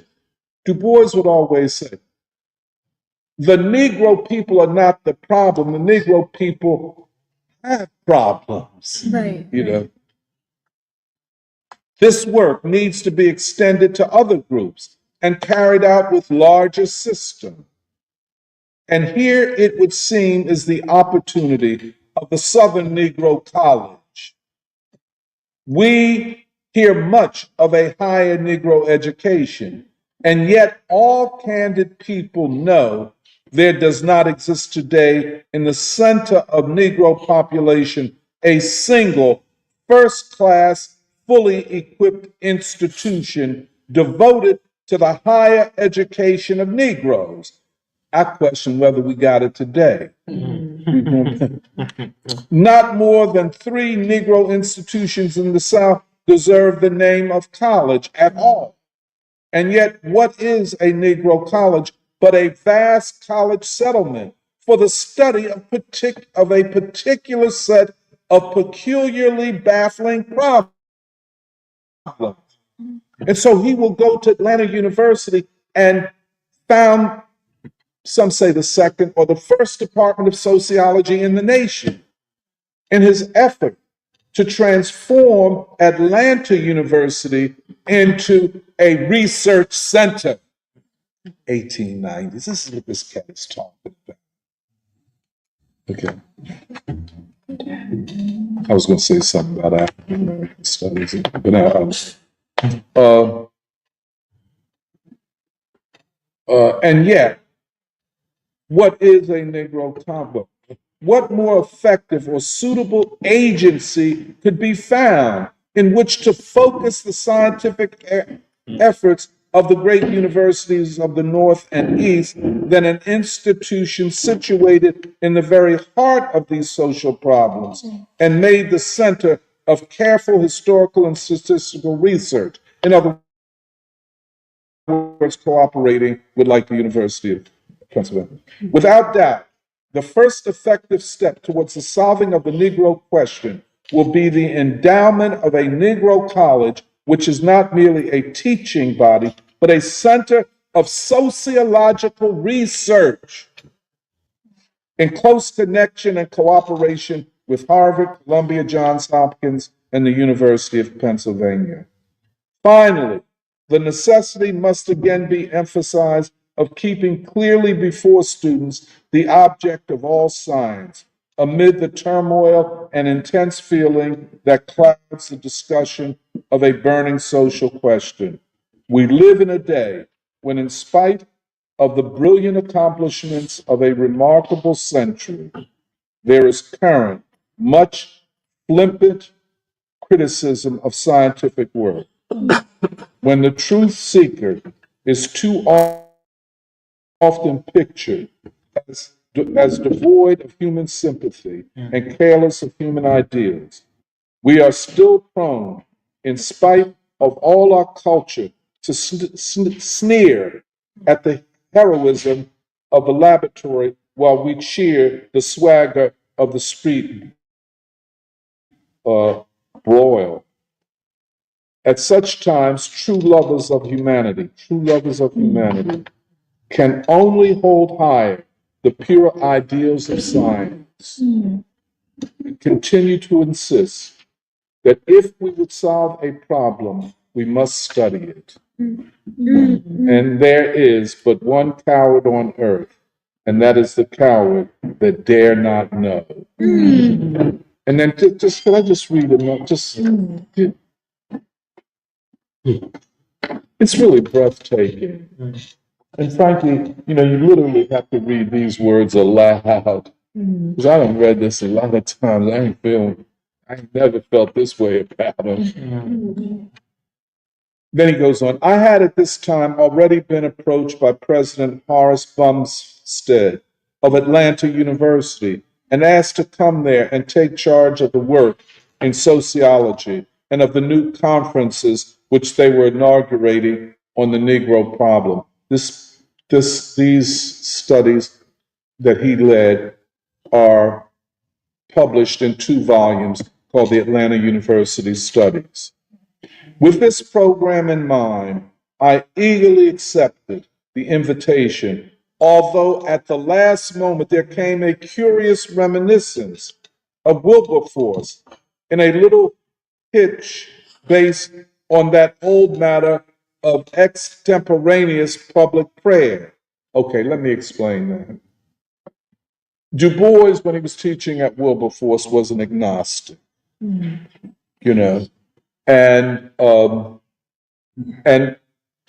when I was at Lincoln, every day you had to have chapel before classes. That's the way black schools were back then. And the same was at Wilberforce when Du Bois was teaching there. And so the president was sitting at the head of the chapel, and he said, now Dr. Du Bois will lead us in prayer. And Du Bois responded, no, he won't. So this followed him to Atlanta University. Dr. Bumstead and I compromised on my promise to use the Episcopal prayer book. Later, I used to add certain prayers of my own composing. I am not sure that they were orthodox or reached heaven, but they certainly reached my audience. Then he said, You don't mind if I keep. This is very interesting. When we think about Susskind and the white intellectual academic world, you know, without thought or consultation, I rather peremptorily changed of the first two Atlanta conferences. They had been conceived as conferences limited to city problems, contrasting with the increasingly popular conferences on rural problems held at Tuskegee Institute. But I was not thinking of mere conferences. Right. I was thinking of a comprehensive plan for studying a human group, a human group. And if I could have carried it out as completely as I conceived it, the American Negro would have contributed to the development of social science in this country and unforgettably, and in this country, an unforgettable body of work. And then let me just, okay.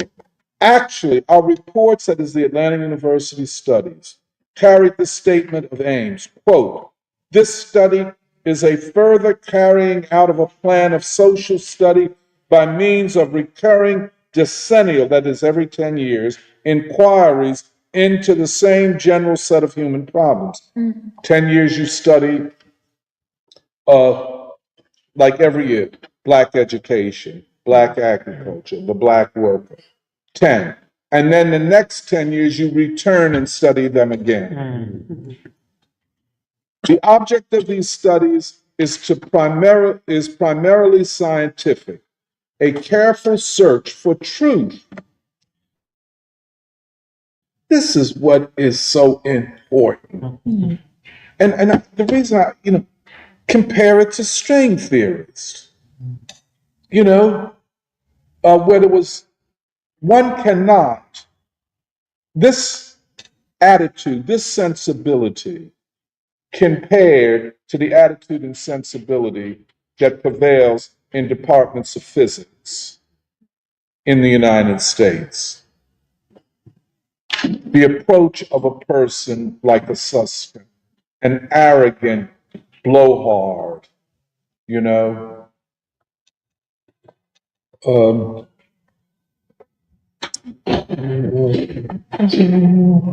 I continue. A careful search for truth conducted as thoroughly, broadly, and honestly as the material resources and mental equipment at command will allow. But this is not our sole object. We wish not only to make the truth, capital T, clear, but to present it in such shape as will encourage and help social reform, social change. Our financial resources are unfortunately meager. Atlanta University is primarily a school, and most of its funds and energy go to teaching. It is also a seat of learning, and as such, it has endeavored to advance knowledge, particularly in matters of racial contact and development, which seemed obviously its nearest field. In this work, it has received unusual encouragement from the scientific world, and the published results of these studies are used in America, Europe, Asia, and Africa. Maybe I'll stop there. I think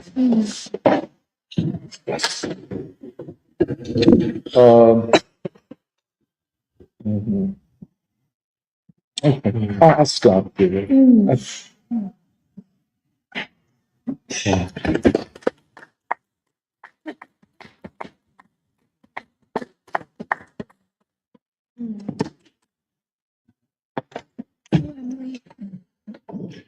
But yeah, I can. Yeah, well, it feels like this feels like a. Actually, yeah, your whole presentation was almost. It made me think of this is a new we have been talking about a new knowledge conference, but I Yes. think today's discussion laid out what we mean by this. Like, what it really seems like a skeleton of the whole thing that we've been talking about.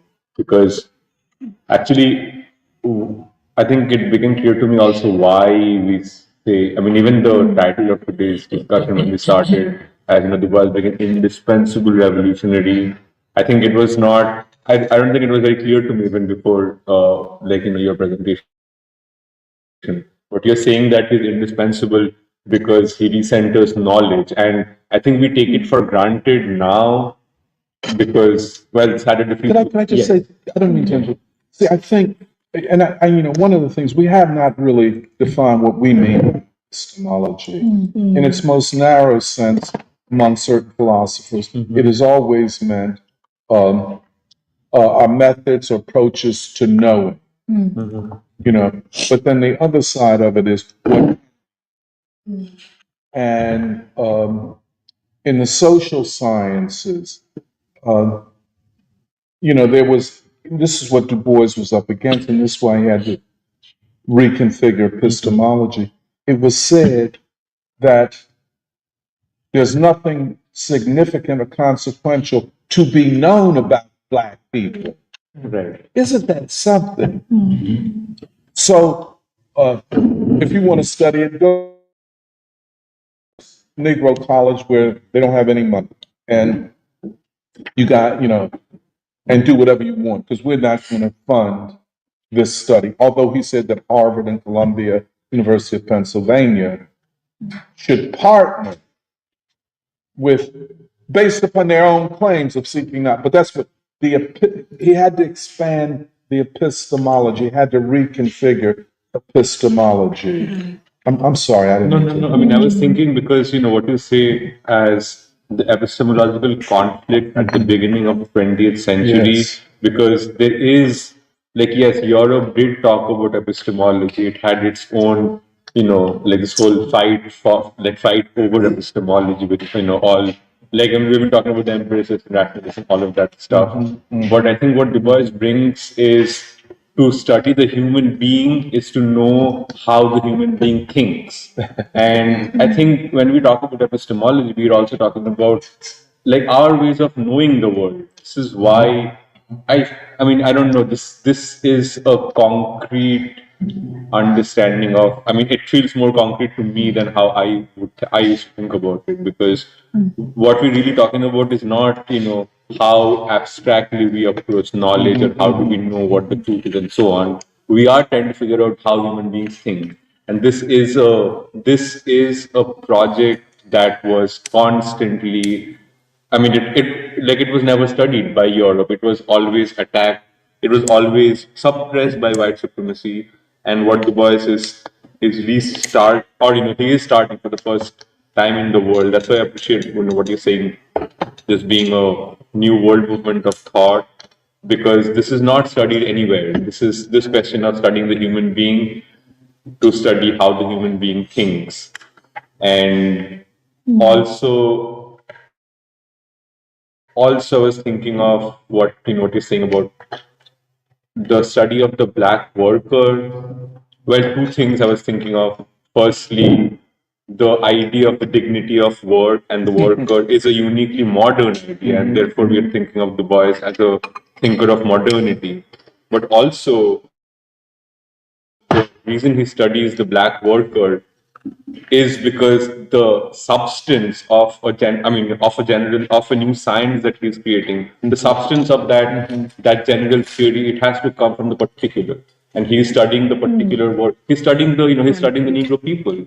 And I mean, I think this, like, to not get this is to default to postmodernism, because then you would, of course, say that yes, Du Bois studies, like he studies Black America because he's Black, and therefore he's a Black thinker, he's a Black scientist, and so on and so forth. I mean, I'm saying this because what you started with, that like Du Bois lays a foundational, he lays a foundational critique of postmodernism.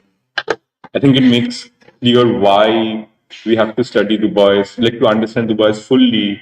We have to see that his study of the black worker and his centering of science on the human being, but also on the black worker. This is crucial because what he's doing is this part that you were reading out actually, that he says in Dusk of Dawn that to study the black worker is he studies the black worker, the Negro people, to advance the cause of science in general. That yeah, I mean, I was struck by that, and because I think that's very important. I don't think I fully understand, but he's definitely like what he's doing. The fact that he's creating a new science or like whatever like what we mean by Du Bois's science is not something that can be explained by how would we think of like how we are trained to think of science. But this is essential because he's talking about like he's studying the particular people and work and the black worker because he's talking about advancing science. I thought that was very important. And well, there's a lot I think that you were talking. Wait, I want to. Can I say, Okay. Yeah. I noticed, I don't want to change the subject, but I noticed that you started out talking about Ellington, and even when I arrived, and what I did, because I know I didn't come last week, but I spent the last 2 weeks, I call it a preliminary research on Ellington. So what I did was just listen to Dr. Montero gave me the list of all the tunes, and what I noticed, and this coincides with me going into his biography, I thought he came from the university and decided to go in dance band, but he actually came in from the back door, and he was a good example of he found out and extrapolated things from people that he wanted to know, whether it be European or not, to carry out a plan. So he wasn't like a reject. See, the theory is most African Americans only go down and play dance music and jazz because they couldn't make it in the academy. No, the idea of existence from my father's jazz musician was to be a jazz musician. He said, just go learn to read from them. That's the only thing they do. Now, I didn't grow up thinking that was number one. Now, when I look at Ellington and notice him being autodidactic, when he was little, he would walk around and hear people play. Whenever he saw value in the playing, he found a way to do more than just listen. Now, when I looked at the title, then when I looked at because there are a lot of dimensions, the orchestral suite, it actually symbolically he's giving you it's holistic, it's worldview.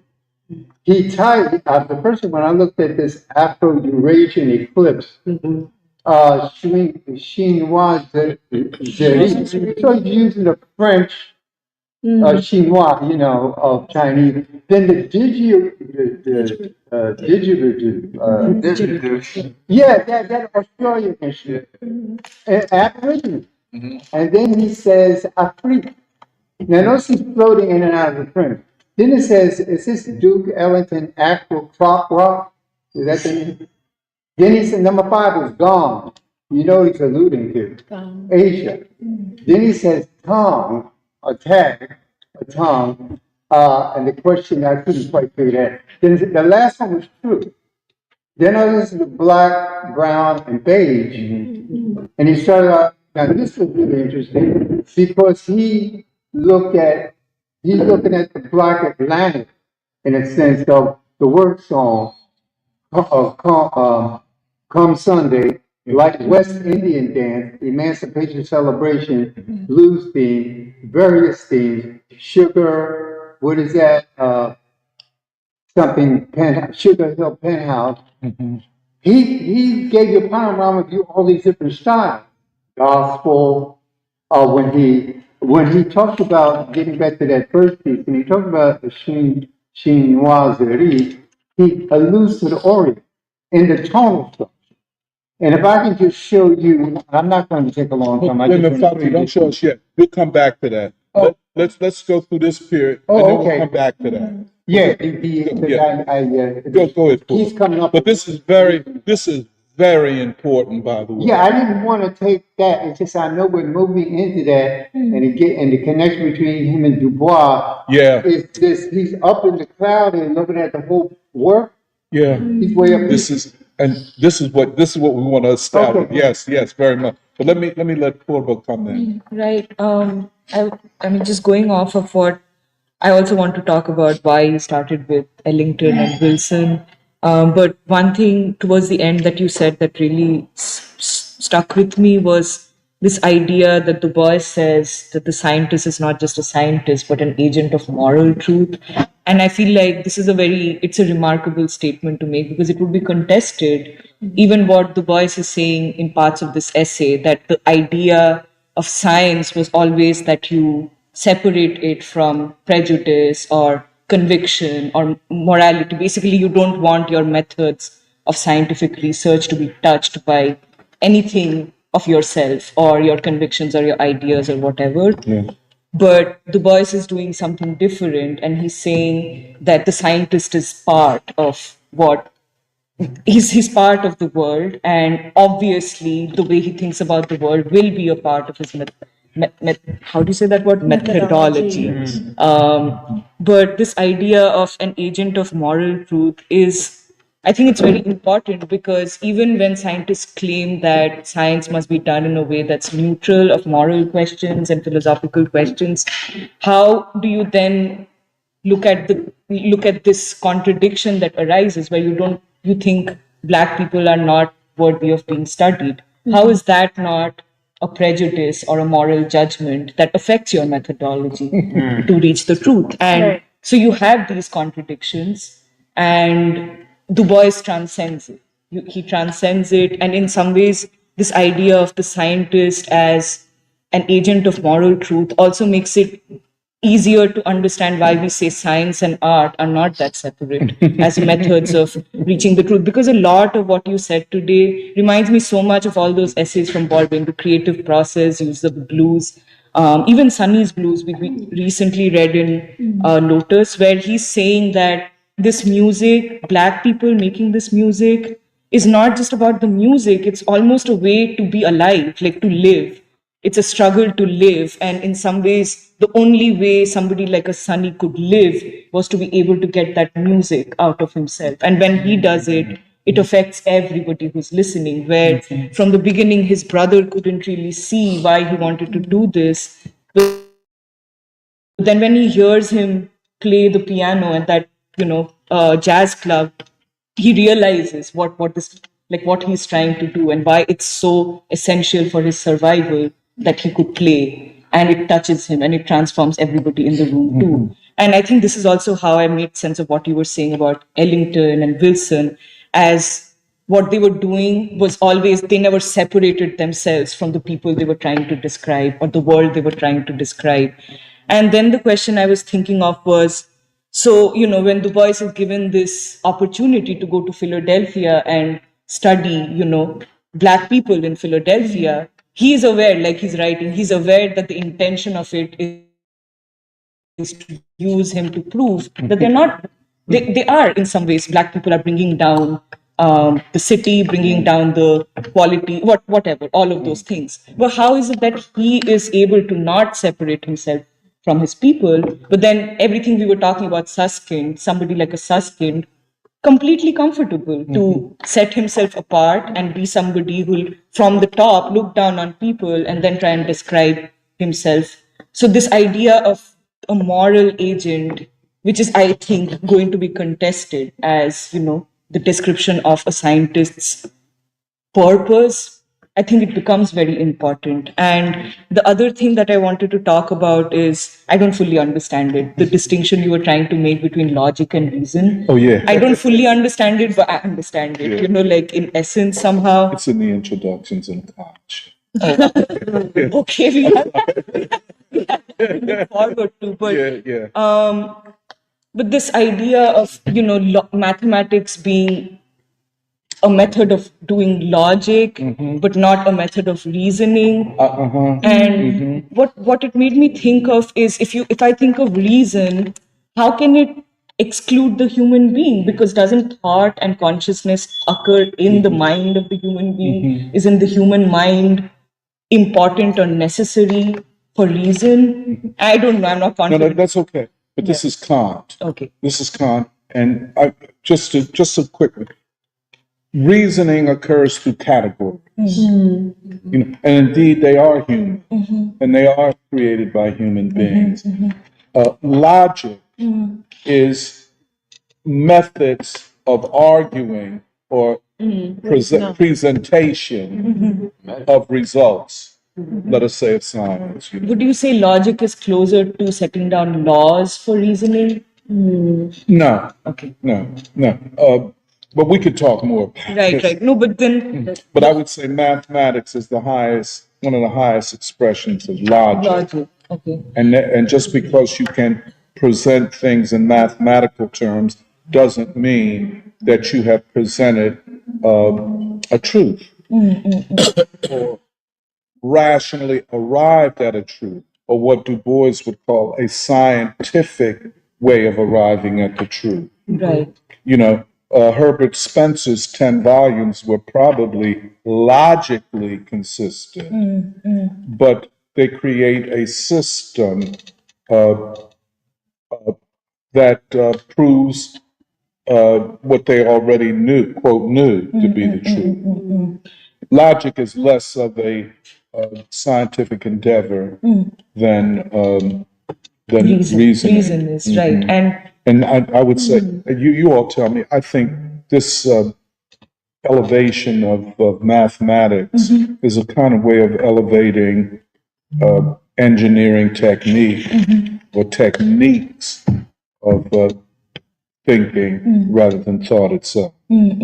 Yeah, I think I was thinking a lot about that question of like what are the modes of reason, and this idea that math is an abstraction. So Yes. when you turn towards math, you're trying to solve concrete problems, but through abstractions, which in itself poses almost like an irreconcilable difference. Yes. And then I was thinking about string theory, and especially that Susskind interview that you talked about a lot, where once things start getting heated, he tries to calm things down by saying, okay, but wait, let me tell you what the good news is. The good news is through math, we have been able to say that these contradictory or irreconcilable parts of the natural world, quantum mechanics and then gravity, we have made a self-consistent, maybe like instead of mathematical, if you say logical construction, which shows that these two things can coexist. And that's a great achievement. But then if you think about what reason this is pointing to, that is where you run into trouble, because what does it mean to say that you have shown the coexistence of something in a logical realm, which really does not have a reflection in reality. He admits that, yes. Yeah. And then the other thing that I was thinking about is just everything that you were saying about how, this idea that you can basically do the impossible almost. And, you said you would do this, and from the outset, maybe you knew it was impossible to do it, but you still said you would do it because you have a God complex and so on. But then there's a flip side to that also, which you really see in the way Susskind is so bitter, and when he's reached a point where he can't go any forward. And now you can see that part of that epistemology, which comes with the God complex, also comes a great weakness of like he sounds so weak and he sounds so petty and bitter, because as soon as you run up against the challenge that your God complex is challenged, and you can no longer think you're just capable of doing everything, you don't have the resources to face that in the same way that we've talked about, in Du Bois. When faced with problems, when faced with unanswered questions, how resilient can you be? Do you break down? Do you blame other people?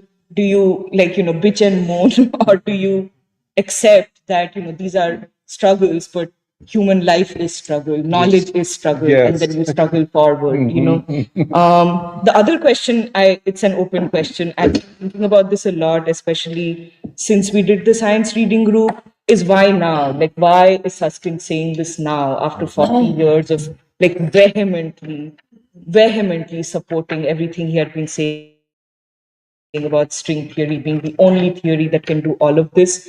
And I think one part of what we have said is that Susskind saying this shows the breakdown of the consensus among, but why now, And I think I'm also getting the sense that it is not disconnected from everything else that is happening in America right now, where I feel like all of these people, all of these elites, and especially these like super elite scientists, string theorists, and so on, I think they count on the social system or the state or whatever propping them up or giving them that resource or that security or safety to be able to do what they do and to be able to be so dismissive towards everybody else and so on and so forth. But then when that superstructure is attacked, especially by the people, when that superstructure is weakened, I think it weakens them, and they don't have the resource to really, they don't have any other basis of existing or theorizing from.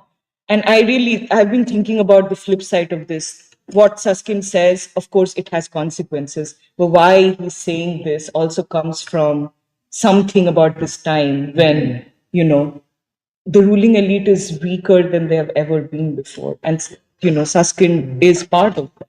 But anyway, I just wanted to put that on the table because I don't understand. I don't understand why after 40 years, this is the first time it has occurred to him to say this. Can I ask you a question? I think, could it not be a recognition on his and other people's part of just the absurdity that this had become?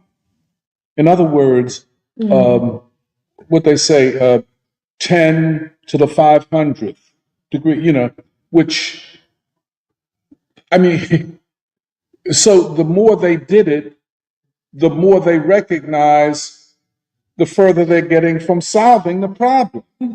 They had to constantly add these space dimensions on. I mean, I don't know whether it makes sense to a lot of people, but go ahead. I guess my question is, why was it not absurd 5 years back or 2 years back? And so maybe it was. And maybe this is what I would suggest.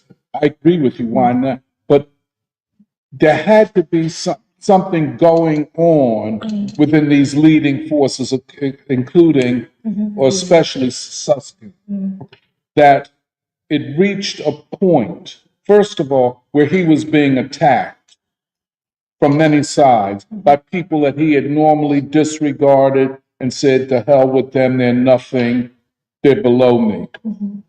Suddenly, Voigt and others are attacking him.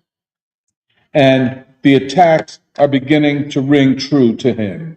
He can't defend what he is doing any longer. And I think he's left with a single option: to admit that he's wrong, say that now I'm passing it on to a younger generation, if you can solve that. And then his other claim to his critics, well, do you have a better alternative? You see what I'm saying? Which is always kind of a way of weaseling your way out of.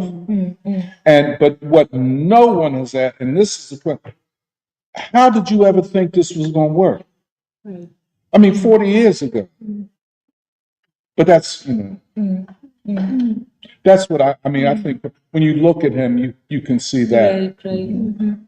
I feel like it's just that it seems like whether a person like Susskind would admit it consciously, probably not conscious of it, that the world and the social system which is sustained this kind of thinking, which is especially the world of like post-Cold War, the gluttony of the American Academy, in that period, which is also the period that we came up in. like that world itself is also collapsing. And so that has sustained the knowledge or the kind of intellectual trend which became so dominant, whether in the natural sciences or the social sciences. Yes. And I think that's part of the reason why, whether it's someone like Susskind or someone like Bruce Butler or someone like Gayatri Spivak, none of them have the legitimacy or the kind of authoritativeness that they once did. And I think that that's important. And I think the only other thing I wanted to say, because I'm thinking about, like, I'm trying to just wrap my head around a lot of stuff you brought up, Doc, but these are conversations that also, like, Emily and I were talking about it yesterday, but I think this question of, like, because we talked about it in the Bandung group too, but, like, how we situate Du Bois, even in this kind of the language of the New World movement of thought, and especially what does this mean for the revolutionary tasks of today and for people who want to be revolutionaries in this time. And part of the way that I've been struggling through it, because I also have like questions and questions that I haven't fully figured out. But it's like, how do you deal? This is something that I feel, which I don't know if other people feel, but like there is this kind of like weight of the 20th century, which weighs on a lot of, especially people of our generation, and maybe of a certain social group, social class, who've been educated a certain way. And I think in some ways what's being posed by what we're talking about with Du Bois is like, you can, I think, on the one hand, you can say like, oh, like the problem of like the Cold War and the problem of like all this stuff, it means that we have to, like, you know, I feel like we've said this before. It means like some people think, oh, it means you have to like take up Marxism again, right? But then the way that we're talking about it is that, and this is something actually that Emily and Mary clarified, which was very helpful for me, but it's that even if Du Bois in his own time was engaging with, you know, the ideas of Marx and Lenin and of the world communist movement, because that was the milieu of what was happening in the world at the time, and those were the revolutionary currents of what was happening in the world, I think it's a mistake to see that as a pure kind of replica of like even how we should relate to certain ideas. And I guess I'm trying to say that, like, if there's something which remains from the 20th century, it is much more Du Bois than it is Marx. And if there's something that remains from the 20th century, it is much more Martin Luther King and James Baldwin than it is like a Marx. And I think this is something which is going to be a big hurdle for basically the entirety of the American left, if there even is an American left, to try to get over, which I don't have that much confidence in. But I think this is something that I've been grappling with, because I'm not exactly sure like where I stand and how I feel about it. But I just want to say that because I think like the kinds of questions which are raised by Du Bois, I think those are like the great unanswered questions which remain unanswered for this epoch, and especially in the 21st century. Because I think even, you know, like, because we had read we've been reading several chapters, like the first chapter of Soul of the Black Folk, and you know he starts, I think it's the second chapter where he's like, the problem of the 20th century is the problem of the color line, and then he ends the chapter with the same phrase.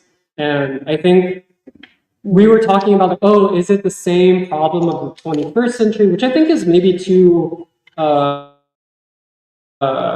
dogmatic of a way of looking at it. But I think it's much more like, I think you've said this before, like he's talking about the problem of modernity.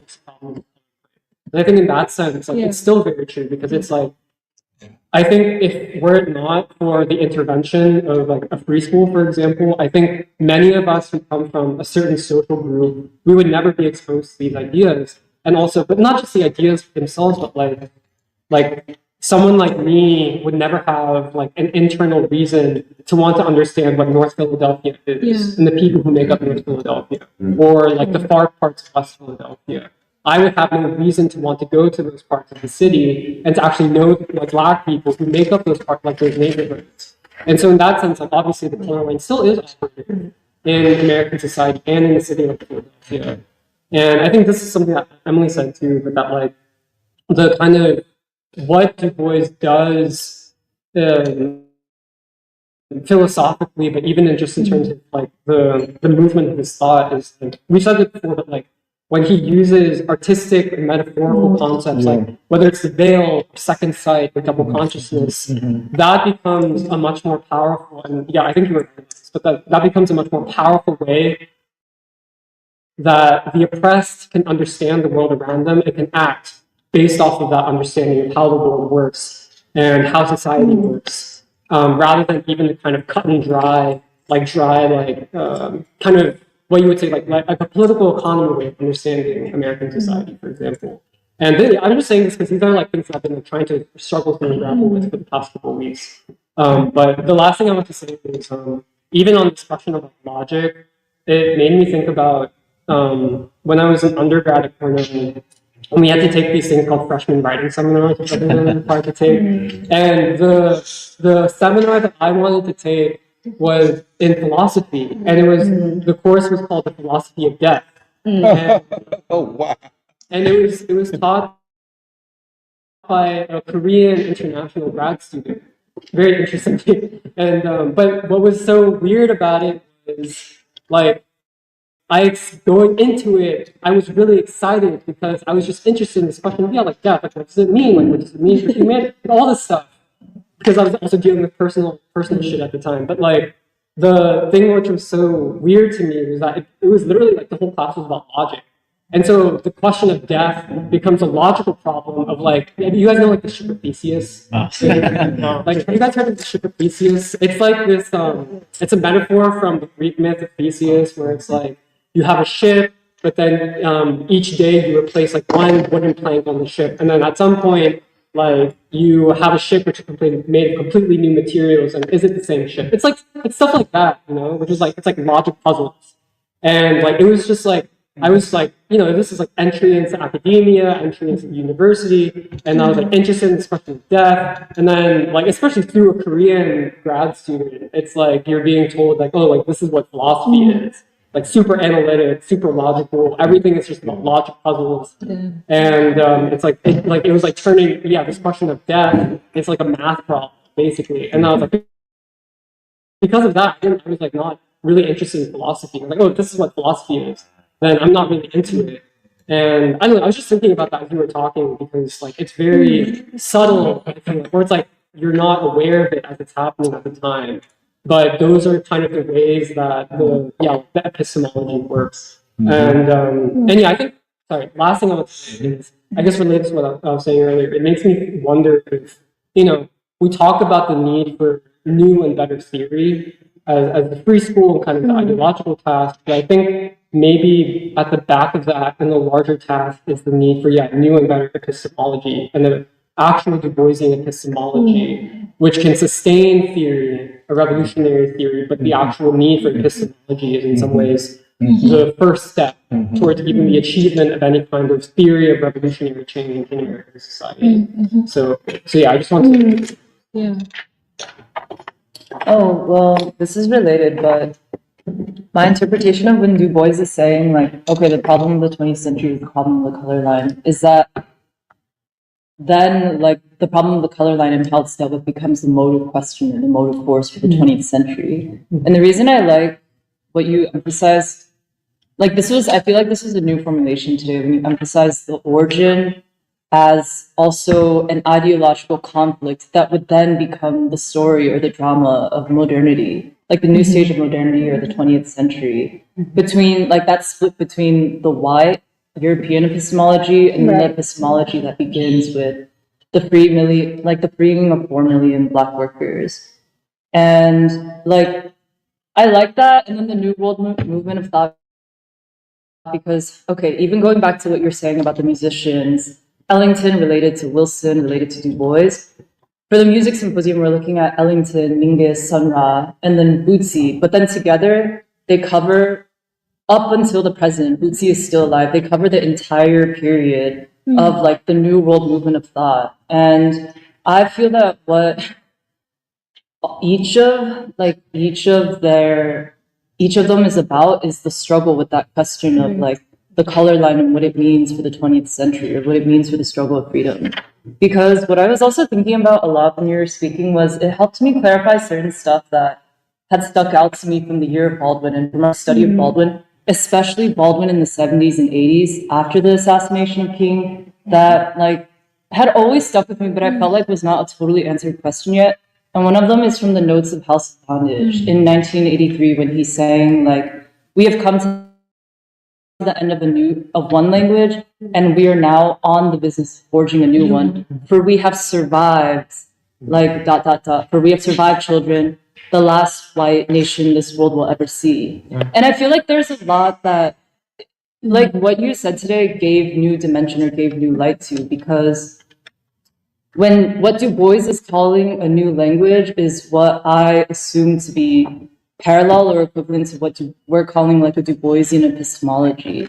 And this is even related to what we're saying about Susskind and why now, is I felt like Baldwin at the very end of his life was making this assessment that like, okay, America is the last white nation because the anti-slavery struggle happened. And like there is the creation of a new white nation will no longer be possible.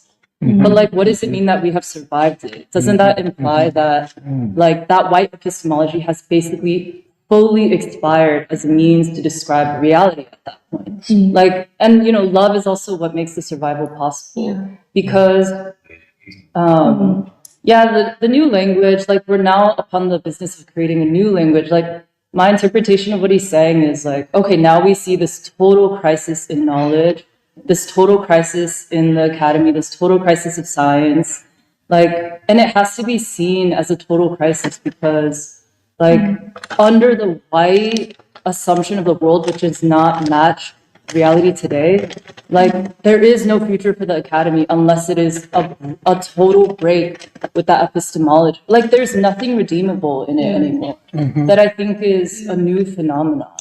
And I feel like that's also what we were talking about in the science reading group, but we've also been establishing with last year's knowledge conference and we're coming to more and more. But yeah, I think there was one more thing I wanted to say. Oh, and it's actually, the other thing that I thought about with Baldwin was Staggerly Wonders, which like you recited at the event, which was really good. But it helps clarify something I was trying to understand about why he emphasizes time and history. Or, okay, Notes on the House of Bondage is 1980, and then Staggerly Wonders is 1985. And I actually wanted to read out part of the poem because, okay, if the great battle of the 20th century is around the problem of the color line, what I want to ask is it also a battle between time and history at a new level that we haven't seen before? And yeah, I just want to, okay, I'll just say that, but I actually wanted to read part of the poem. Because this is from Staggerly Wonders. And again, like, he's writing it at the very end of his life. And he's saying, Lord, history is weary of her unspeakable liaison with time. For time and history have never seen eye to eye. Time laughs at history, and time again, time traps history in a lie. But we always somehow manage to roar history back on stage, to take another bow, to justify, to sanctify the journey until now. So time is reality. Time is like the passage, the movement of the 20th century. And then history is what I interpret to be like that origin of a new reality, a new modernity, beginning with emancipation. And then he says, time warned us to ask for our money back and disagreed with history as concerns colors white and black. Not only do we come from further back, but the light of the sun marries all colors as one. And then at the end of the poem, he says, during this long travail, our ancestors spoke to us and we listened, and we tried to make you hear life in our song. But now I think this part is important. He says, but now it matters not at all to me whether you, like you, the white man, know what I am talking about or not. I know why we are not blinded, and we is not just Black people. It's like the darker peoples of the world at this point.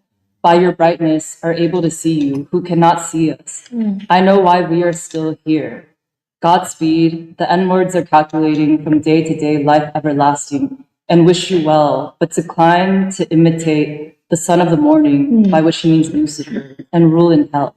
And like, so the way I interpret this is that he's basically saying like, the white worldview has totally expired, and like the world is marching on without you. And the new like the new struggle, like it'll look differently, basically, like how that moral choice is made again after the assassination of King, like which made it possible for whiteness to be only just a moral choice.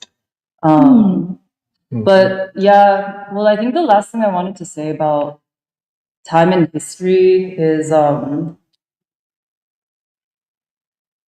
if a new history like begins with the emancipation or like with the anti-slavery struggle, that is then rejected like historically by the white world for another 100 years. Like I feel like it's in this moment that time is really catching up. Yeah. And the last thing I wanted to say, but maybe this is kind of a leap, but it's also part why I wonder, like the imaginary has become so important. Because, for example, in 1975, Ellington created the composition, the suite, like, okay, the Afro-Eurasian eclipse, which you brought up. And that, I think, is a really great leap where he's saying, like my interpretation is that it's his assertion of like King's idea of the world house, that like there needs to be a new brotherhood. It is inevitable, and it is the human brotherhood in which like the world's human beings are conscious of one another. And I feel like that imaginary element that we see so much in these artists or in like thinkers like Du Bois and Baldwin and King is important because it like reconciles the relationship between time and history in a way where like, okay, if the white worldview wants to reject like history, then the imaginary constantly asserts asserts where reality is in step with time. Yeah. Well, I just want to say, I really enjoyed our discussion on science, and because I think for the past few years, when we talk about science in preschool, I actually think subconsciously part of me like tries to ignore it because I feel like your equivalent of postmodernism is my equivalent of science or the whole thing. Because I was a STEM major, and when I was in high school, like I was always felt like I was toggling between what I thought were opposites, which was art, like going to art class, and then being like really good at biology. But not just because I did tests and it made me feel good, which it did, but also because like I really liked the idea of being able to explain that there is a theory of everything. But like a real theory of everything, not a fake theory of everything. But like being able to explain things like why even things like human bodies are 70% water. And that's why we sweat. Like I like being able to explain the physical world through biology. And I actually thought it brought me back to this place of the reason why I became so anti-college was because I was a bio major. And not only was I not doing well in bio to the point that I switched into a biology and society major, which meant I could take less biology classes, but also because at a certain point, like I realized that the things I was looking for to explain the world around me, it was insufficient to just explain it through natural law and biology. And it's kind of deep because even for a while, I thought that I really could be like a bio researcher as my living, like, and like even I tried to like do just like the most niche things. Like I spent a summer studying reciprocity or altruism in bats because like I was like, oh, maybe you can describe whether people are naturally good, human beings are naturally good by studying goodness or altruism in different species like dolphins or bats or whatever. And then you start realizing that the only biology it was weird to even think that biology could explain reality, and it was very obvious that it was insufficient. Science, I always assumed science itself was insufficient to describe reality. And that's why I really enjoyed actually hearing, Doc, the way you described that Du Bois, first of all, that before Du Bois, it was only after Du Bois that science could be an instrument of human liberation. And that thus the oppressed are given a weapon, not just morally, not just a moral weapon, but an actual philosophic and scientific weapon. And I especially like the way you compared that the scientist is what Prabha brought up. But like I like the key word actually in some ways what made more sense to me was the church comparison when you're like, the scientist to Du Bois is how the church sees a prophet. Yeah. And that really moved me because it's this belief that no, I shouldn't have given up. I shouldn't have given up on science. It's that my understanding of what science is was wrong. That there is a science that can explain not just what is, but what can be, and what ought to be, what must be, and what humans can be. And that it's just that, like, white science, especially in the university, like, is meant to not lead you to a place to be able to explain social law. And like even the way, and I like the way you described, Doc, that like that's why I like when you talked about biology. We were like when we were reading Dusk of Dawn, and there's this belief that like natural science shows the laws of nature, shows that the laws of nature can be discovered, which is very deep, profound, but that cause and effect in the social world is not as has not yet as easily been discovered. And the person who really like moved that forward and advanced that would be Du Bois. But let me ask you this, Yeah. or whether or not the search for cause and effect in social science is a requirement. Right. I'm sorry. Wait. No, I don't get it. But well, but basically, like this thing that there is such thing as social law. Is that what you're saying? That's so. You said social law is analogous to physical law. Yeah, but I think he was talking about the framing of it by European thinkers in the late 19th century. Oh, okay. And yeah, Right. Which is why Du Bois, like, that's why he doesn't say there's just social law. There's something as law and chance. yeah, that's right. Okay. That's right. Oh, that's cause. And that's Uncaused cause. Yeah, so there's that. And then going off of Michelle, like, yeah, I really also think it was clarifying when Doc, you said the reason why the way we need to also see Du Bois as the originary of a new movement of world thought is that you need to also understand that Du Bois is smack dab in the middle of the beginning of the 20th century where there is a distinct political and ideological conflict arises, one that Yes. defines the world. And it's the conflict is between white epistemology and even the white world and black epistemology in the black world, and at the center is Du Bois. And I like the way you said, Doc, that there's a way to default to the African American struggle to explain the world. And I think you actually brought it up, you phrased it in a different way, which in some ways I think is also clarifying when talking about the problem of the 20th century, the problem of modernity is that the color line, which is, it's a mistake to see the color line as race, just race like that. Instead, you have to see it as a question of you have to see it as a question of what happens when two civilizations interact. Not just a clash of civilizations, but interact. White civilization and black civilization. And so does one have to win, or is there a path of synthesis? And then also, like, what is the path out? That is the contradiction of modernity. Like what happens when and that's why, for example, Du Bois says the laboratory is the African American people. Like our laboratory, our greatest body of evidence for humanity to solve the problem of the color line is like the way the African American people have responded to this, like basically to like this moment in history that continues on to this day where there's two epistemologies diverging, like there's a conflict between two epistemologies. And the question of like basically an unresolved question of like how will two civilizations that interact resolve itself? And I think that was deep when you said like it's a question of what happens when two civilizations interact, because notice how like we don't say what happens when two classes interact, right? It's not about what happens when two classes. In some ways the world defining conflict is between two civilizations or two epistemologies. Like there's just something deeper in that, because it assumes that there is a pathway for all of humanity out.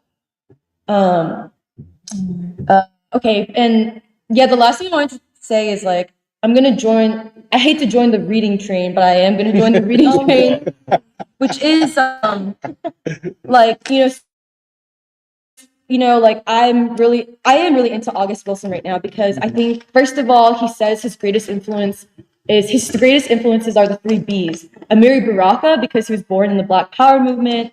And then he says the two greater influences, in fact, are James Baldwin and Romare Bearden. Oh, wow. And August Wilson says that. And I think August Wilson, in the tradition of this new movement of world thought of Du Bois, he's a modern artist. He's an artist and a scientist who is examining how the conflict of modernity, how the color line manifests in real people. Mm-hmm. Like in America is like the best experiment of humanity. Like it's actually kind of beautiful to think about, like, yeah, this is the laboratory that humanity needs to resolve the question of, like, we don't have to just guess the uncertainties. Like we can scientifically examine human problems, the problem of modernity, and just like a prophet, be able to actually assert a way out, assert what the future, possibilities for the future, and even expand those possibilities to come true.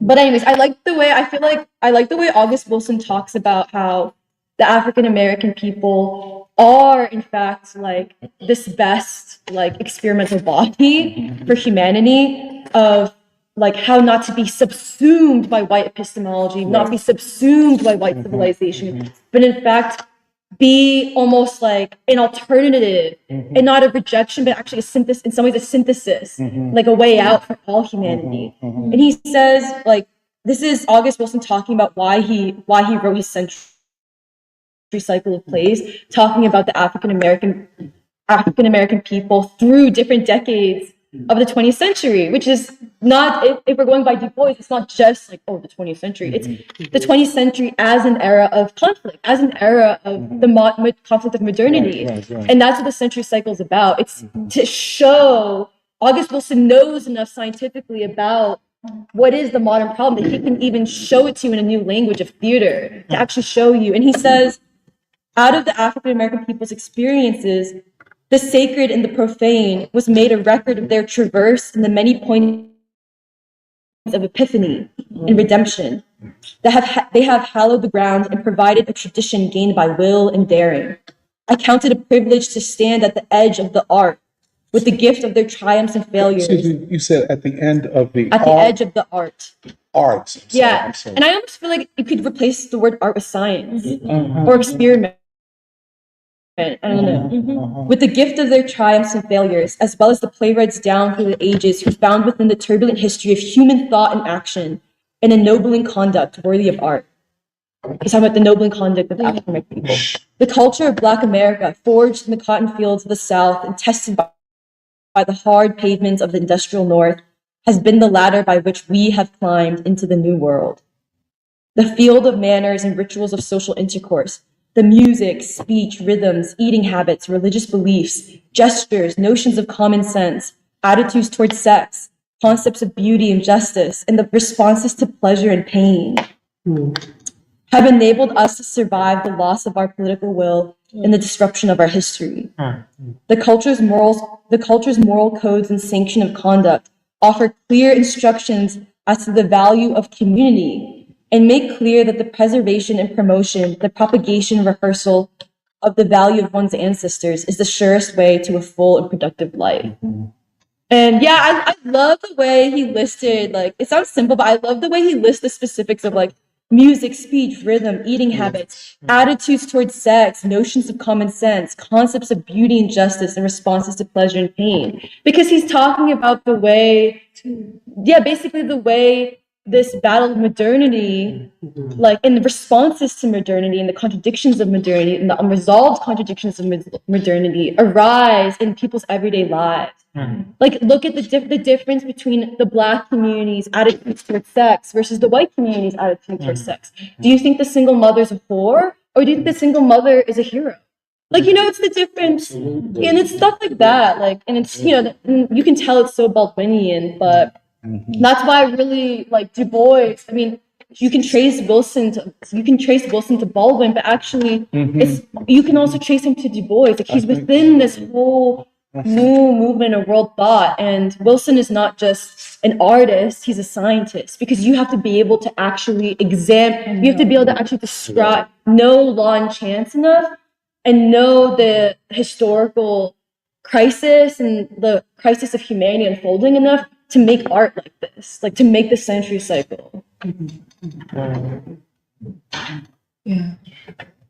Can I wanted to, something you were saying about this difference in which, say, Black people think about the world and other human beings. I mean, you read this thing that he says that Du Bois says, I tried to isolate myself in the ivory tower of race. But then he says it was this concentration of thought and action and effort that really, in the end, saved my scientific accuracy and search for truth. Could you read it? Continue. Read more? Because see, I think, go ahead. Okay. Because I think what he's also saying, he had to leave the ivory towers to study the actual situation. Oh, I thought what he was saying is that from the beginning, because like he goes on after this to say that it was not enough to just Absolutely isolate himself in the ivory that's what, race. yeah, right. But right. even in the beginning, the fact that that was where he went, it protected him or fortified something, if that's right. And the reason why I'm bringing this up is because I think it is a tenet of like white epistemology, but also white science and theory right now, is that there is only one way for people to know. And I mean, that doesn't explain why somebody like Baldwin, who didn't go to college, becomes one of the greatest thinkers of the 21st century. It just doesn't explain it. And even what like Emily was reading, it doesn't explain any of this. And the other thing that had struck me, and I forgot to mention, was what Du Bois says about people voluntarily, people who were in charge of expanding knowledge or taking knowledge further, voluntarily decreasing knowledge. That's Baldwin or Du Bois? Du Bois, you read Oh, somewhere yeah. here. So he's saying that you're not just failing to do what you set out to do, you're like willfully taking people backward or taking humanity backward. And I think that is also very significant because I think that's characteristic of academia, natural social sciences or whatever right now.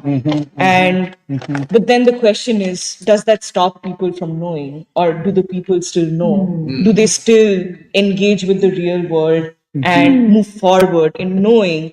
And maybe the methods in which they know, this is why we are also saying is it's important to study how people know, and especially how Black people know, because it is mediated by something closer to love. Maybe the way you love somebody teaches you something. The way you interact with art, the way what beauty means to you teaches you something about the world and so on. But I just wanted to say it because I feel like what Du Bois is saying here is that at his time, maybe also because I think you've also said this a lot, Doc, that you were you were happy to be at an HBCU. Oh yeah. And the fact that at that time it was still possible to have at least these situations could be protected from white epistemology seeping into and defining for you or over determining what the scientific method should look like. But I feel like even that has stopped being possible in our time in some ways. I don't know if that's too much of a claim to make, but I feel like that's what young people are facing. But there is no defense against this white epistemological assumption that knowledge can only come through, these sort of experts and these methods that the experts decide and so on. And yet you see that people find other ways of knowing the world and interacting with the world to get closer to the truth. But yeah. Could I add something, especially what you were talking about? And this is connected with the difference between folklore and anthropology. When I took a folklore course, the name Godfrey von Herder came up and the Grimm brothers. Oh, interesting. Yeah, them and they they said, when I read the treatise, they were influenced by this philosophy fostered by von Herder saying you got to look at the folk. So meaning we're elite, but our responsibility not to put them down. You drift the filter, but to go study. And the focus was collecting. They said, and the first thing you need to do is deal with the language, and you can get that in the folklore, folk tale, myths.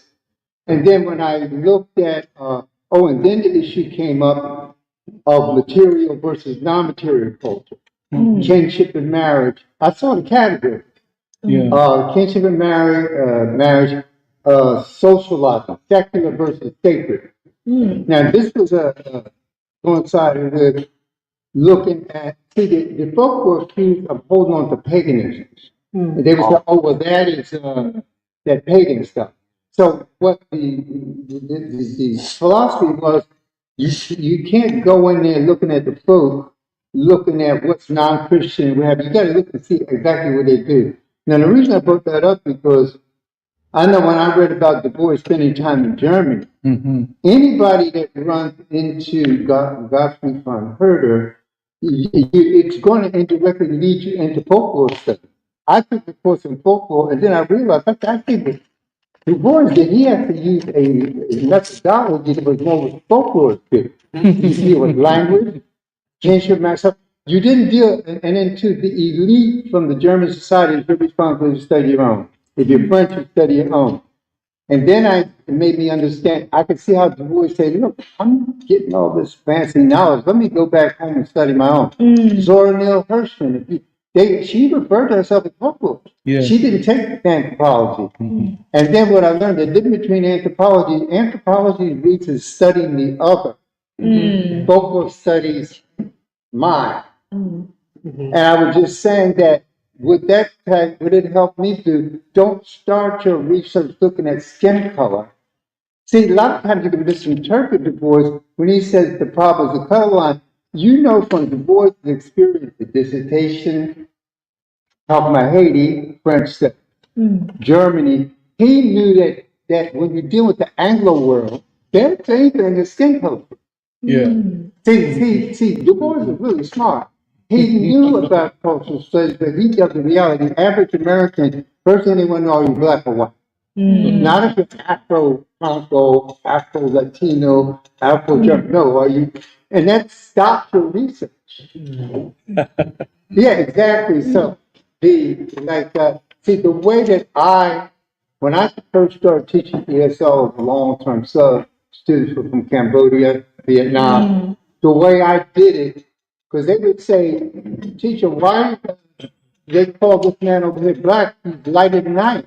And then I started to deal with culture, and they said, oh, like the difference between Cambodian and Vietnamese. I said, well, it's closer to a change. Like, you could look at people the same skin color, they speak different languages.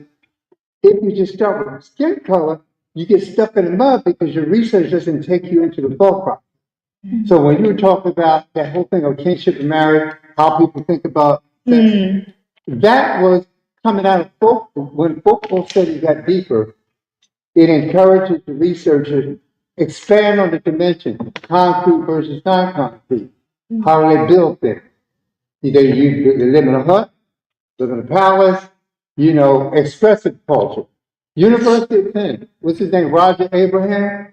Supposedly he invented this idea, expressive culture, and basically they love dance, music, and poetry. That's why he called rap music expressive culture, because it reflects the masses, how they think, indirectly through language and expression. I don't want to go on detail. I just want to bring up, I strongly urge, make it very clear the difference between folklore and anthropology. Yeah. And folklore makes you study yourself and your people. Wait, Doc, I wanted to. Oh, sorry. I wanted to ask something about what you said in the beginning, like how Gandhi had noticed that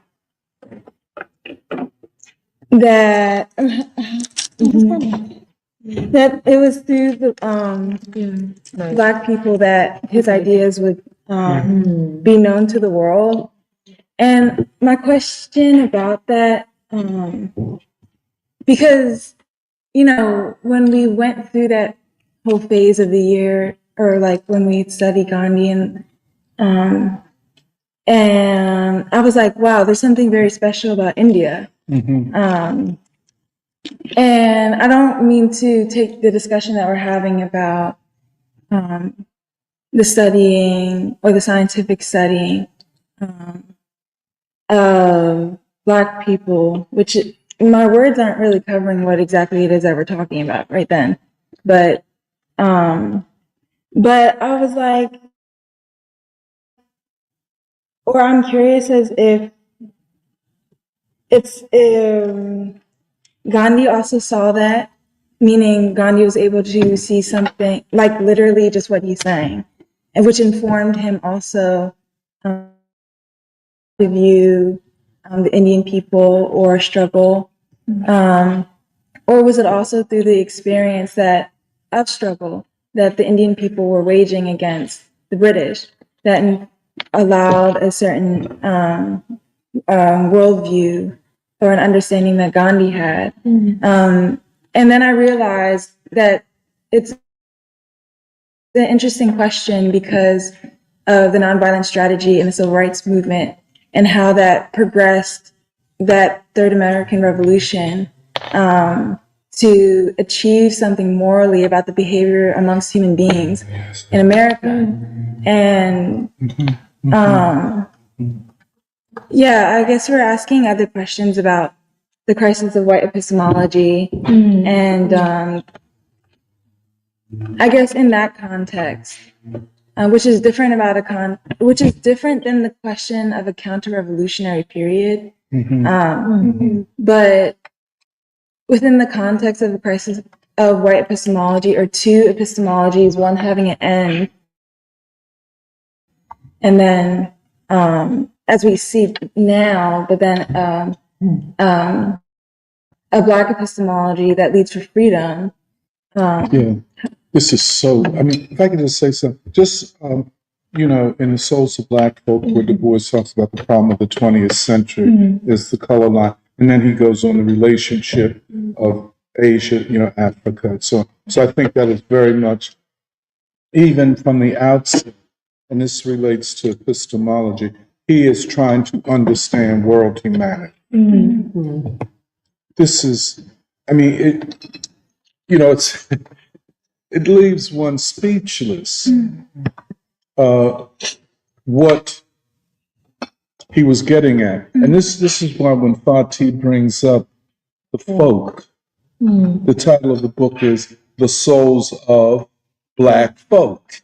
Right. Yeah, that's an important word. I think you're right. Go. Say that again. That noble, meaning that when you compose, if you look at Romanticism, if you compose a symphony,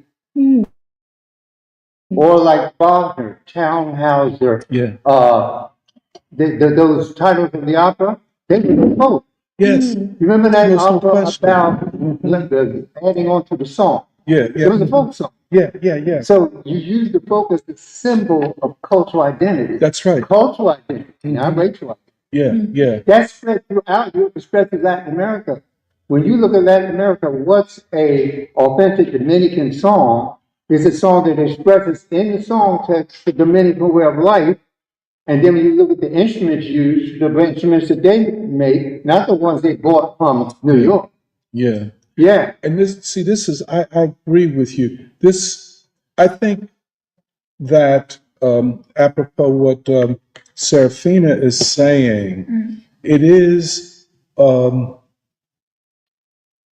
a project of such breadth and depth to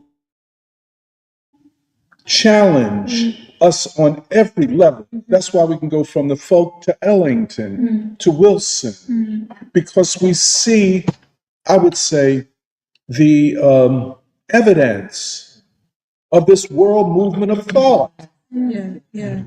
And here it is to take the folk, and this is what I think Du Bois does. I don't want to get to his use of the word souls. I think he was using it, you know, this is the beginning of the 1903. He's using it differently than the way we use it today. But the folk in the period of modernity, in the period where the color line shapes the relationships between groups of humanity, and even, as you say, the color line defined in such different ways, where you get a black person that looks white who is black because of the one drop rule. You know what I'm saying? But I think this is why you have to go to a new science, a new epistemology. We're dealing with something that humanity has never, or science or humanity has never had to deal with. This separation of humanity along the color line, which is the line of colonialism and racial oppression. And the other thing, Du Bois does not separate racial oppression from colonialism. This is very important because, you know, if you take subaltern studies in India, it separates colonialism from race and racial, I think there'd be Indian scholars, Indian over here, but that's not our problem. Well, we could see it actualized here in the United States. Go. Just to add insult to injury, what they're also doing is this broad identification of the anti-colonial struggles of Asia and Africa, particularly India, with the black struggle. To undermine that, you say that the only part of Indian society or the Indian struggle Are the Dalits. are the Dalits. Yeah. As though India was not the subject of racial discrimination and still suffers from the effects of racial discrimination in India.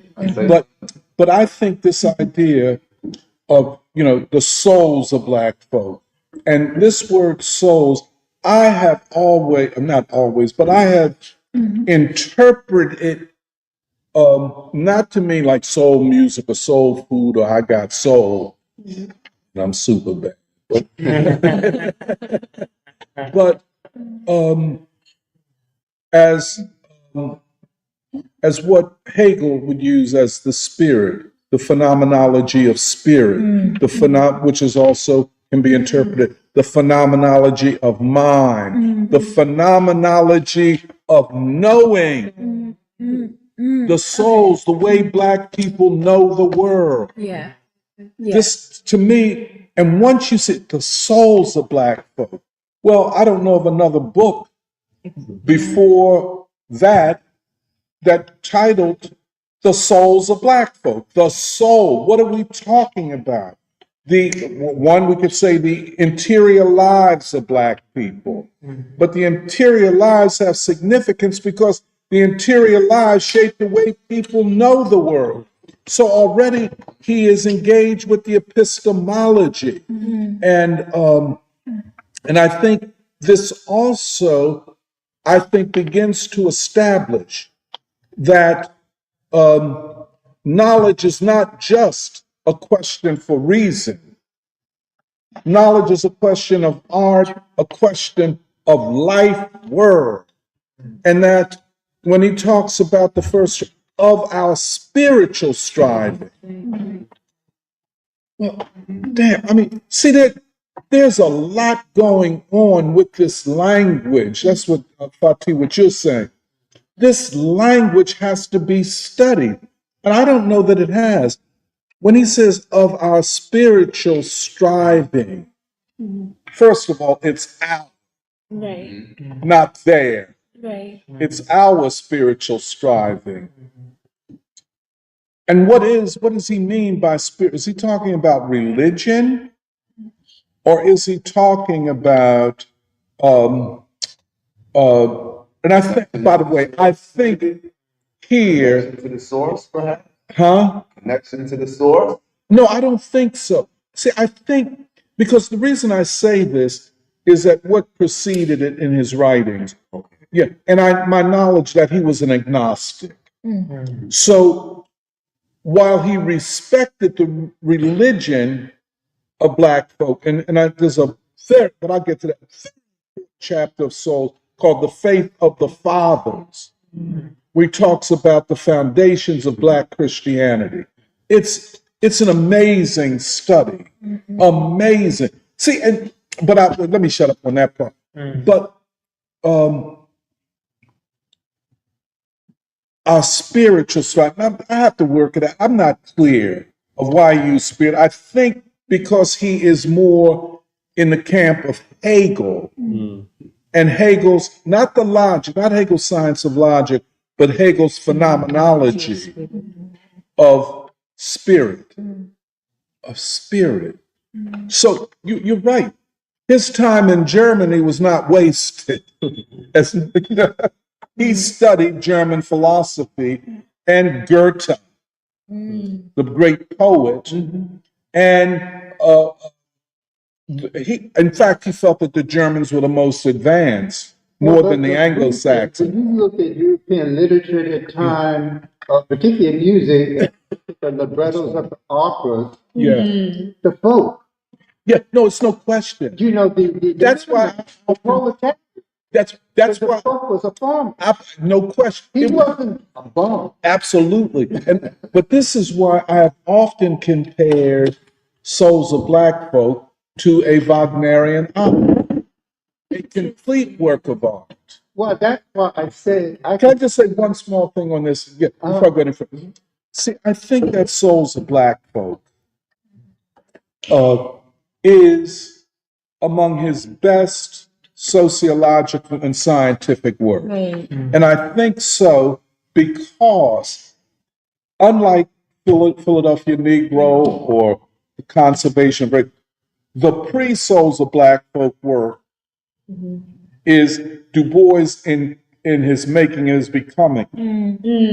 Souls of Black Folk announces this unbelievable thinker. And this is where I think art and science, that and this is why I agree with you, Fatih, that to study the folk is to study people. I don't want to, if I could be wrong the way I'm putting it,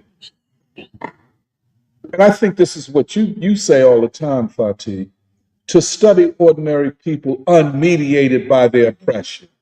Yeah, just ordinary. Like I just want, like with a musician, I say, what do you want to do? I want to jam. Yeah. Like it has nothing to do. I want to do a black jam or a white jam. I want to let it out. But see, the thing about the musician, and I'm speaking from a performer. Yeah. There's two types of musicians. There's a scripted, plays Mozart, that's it. Then you get the one who can't read the note. They can play everything. And I started out with percussion. And most of the great percussionists, they're not known to be. It's not a question of they're a great reader. You look at Max Roach. It's his solo. It's the performance. See, I agree with the point of reference. And see, with Ellington, what is the point of reference? What is the point of definition and identity? Not just for Ellington, the maestro, but for the whole orchestra. They shared a common sense of time, which means the meter of the music, but of experience. That inner life, that spiritual striving was the same for the whole orchestra. And also, And this carries, I think, tremendous epistemological power and weight. And thus, I think it's evidence of this moment at the start of the 20th century, where a great movement of world thought has to emerge, and if it didn't emerge, it would retard the evolution and struggle of humanity. You know what I'm saying? It had to be. And the question for us is to reclaim it. To reclaim it. It is a measure of the irresponsibility of the academy that they buried this and that we have to reclaim it. There's no, I mean, who respects a professor? I don't, if you find one that you can respect, I'd like to meet them. You know, they're not respectable people, black, white, or otherwise. And so a great movement of thought, and you know, it might be more necessary now than it was at the beginning of the 20th century. Well, okay, I think also the other word when you were talking is I'm starting to see now also why Du Bois, this great movement of thought, is interlinked with basically the human struggle for democracy. Yes. Because in some ways, like, because actually when I was in the bathroom when you were talking about it, but I still heard, which is when you were talking about how for Du Bois, the folk with the folk, Du Bois never separated racial oppression from colonialism. Yeah. And at the end of Russia and America, which in some ways is Du Bois trying to chart out the first, like, one of the, like, basically what's basically the Russian Revolution, like, it's him trying to, him putting the Russian Revolution in his movement of thought. He says at the end of Russian America that actually the greatest enemy of democracy itself is the degradation of the worker. But he says, but the greatest two examples of the degradation of the worker is not the miners of Appalachia, even though that is obviously degradation. He says one is the enslaved proletariat, the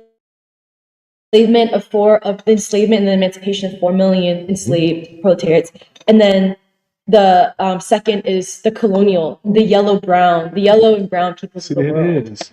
Yeah, so it's right, and so his movement of thought, but also purpose, is for this the particular of studying the African American people has huge consequences for science that not just liberates Black folk, but liberates the folk of the world.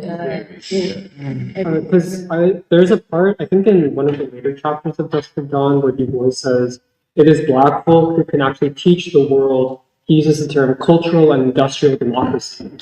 And that Black folk are best prepared and best positioned to achieve that kind of democracy, teach it to the rest of it. He says cultural and industrial democracy. This is so interesting. And, what does he mean by cultural democracy? Do you? No, he like okay, so I feel like I guess the way that I interpret it is that like even when he says the problem of the color line, like the problem of the 20th century being the problem of the color line, is that obviously that is not a problem which is a thing in itself, but like a problem of problems, plural. Yeah, that's where it's like yeah, and that it's like all of the genuine problems which confront people in modernity, they converge around this question of the color line. So you can even see, like the problem of like democracy, economic democracy, but much more than that, the problems of like the spiritual hungers of people, and the problems of like social organization and of the contact of peoples in the modern world, and the ruling of cities and of countries, like the purpose of art and culture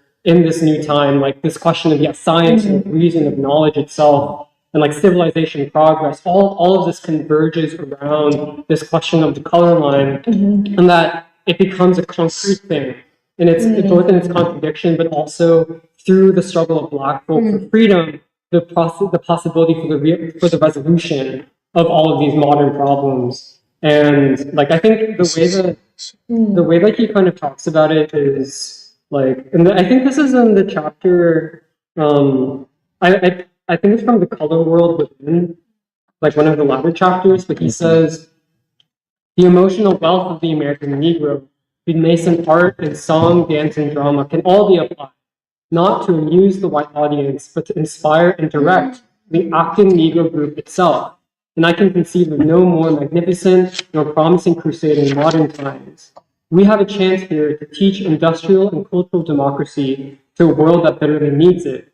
When real and open democratic control is intelligent enough to select of its own accord, on the whole, the best, the most courageous, the most expert leadership, then the problem of democracy within the Negro group is solved. And by that same token, the possibility of American Negroes entering into world democracy and taking their rightful place according to their knowledge and power is also assured. Here then is the economic ladder by which the American Negro, achieving new social institutions, can move on equal footing with the modern world into a new heaven and a new earth.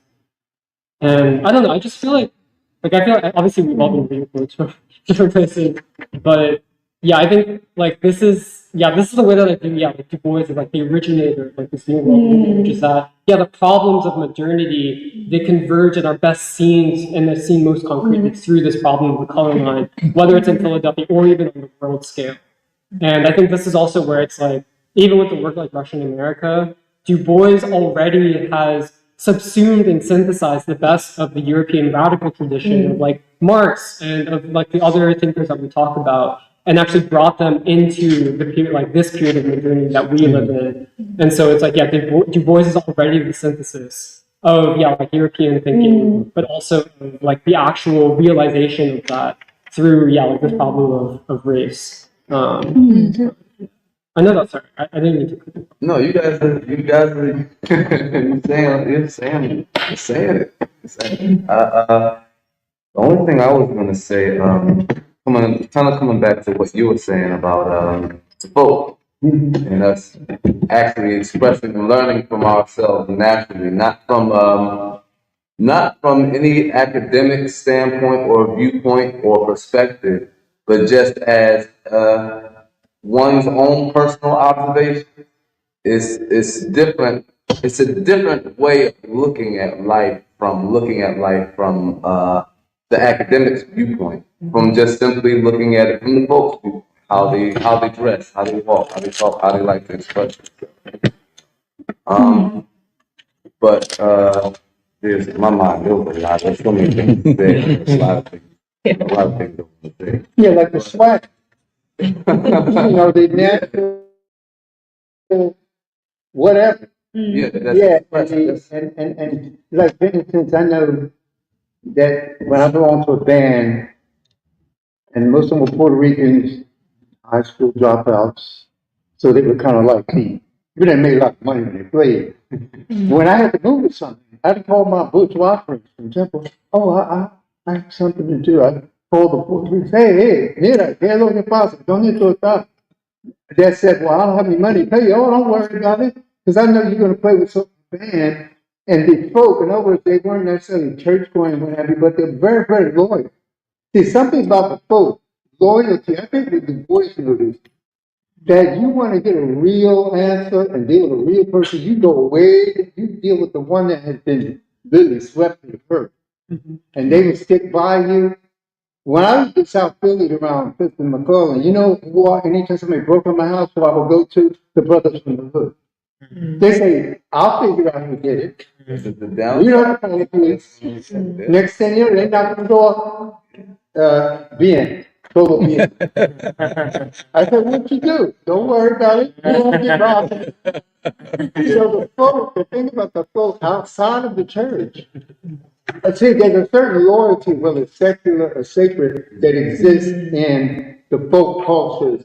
This is what the Grimm brothers discovered. Who are the folk? Well, first of all, they're loyal, they're hardworking. They would take their shirt off and give you the shirt off the back, as opposed to elite bootlicking. You know, like you want to get the PhD, so you smile and you grin. First thing I know is wrong with the temple. Bootless. Hello, Dr. So and so. And as soon as Dr. walk by, and that's all these phony people. And they used to tell me that my problem is I didn't know how to manipulate. What they meant, I didn't know how to bootlick. Not bootleg, but bootlick. That's it. That's when we get into the issue of all the people in the world, the culture. What has happened with us in this white Western culture? What has happened? What have we all collectively given up to assimilate into this? Well, we had degenerated in terms of morality. We left the folk spirit. And you think that you have the master degree and PhD, you up here, you actually become weaker because you become scripted. You can't improvise. You can't improvise. You're not really a musician. I think you play Rachmaninoff, but can you just sit and play me a tune? You know what I mean? Off your head. That's the folk. Well, maybe we could do some comments. Yeah. Kansas Mama and Bark, Mumble say good morning. Mumble said, I wonder if Gershwin would say, like, who his people were, because he used a lot of blues in his composition. Einstein was going crazy, trying to find a universal so-called God theory of everything. And then, how small can a particle be is the question of quantum mechanics. Say that again. How small can a particle actually be is the question presented by quantum mechanics. Maybe it's infinite, but then that becomes a philosophical question. And man can't comprehend infinity. Let's see. There were more things on infinity. Oh, the big problem with the science community is that possibility of infinity in everything. Megna says, she has a quote from Martin Luther King's Nobel Prize lecture. There's a sort of poverty of the spirit which stands in glaring contrast to our scientific and technological. The richer we've become materially, the poorer we have become morally and spiritually. We have learned to fly the air like birds and swim the sea like fish, but we have not learned the simple art of living together as brothers. And said, who is more godlike? Okay, then I really liked the end of your presentation and really liked Dusk of Dawn. Said, man, I really gotta find time to read that book. And Spark had a current news update, just that the government of China blocked the sale of methanol. So that was a good move. And then Angela says, you can hear music when people talk. Then when some people talk, it's like listening to a dry piece of tasteless toast. Listen to what? A dry piece of tasteless toast with no but then says, I'm talking about the baddies. Everyone in free school is talking musically. And then Black Acid likes the reading of the quotes, says for the reading train, Choo, and that people are complimenting therapy as singing. Yay! No, from the Baldwin from a month ago. That's basically. Yeah. Just how do you measure oppressed people's progress?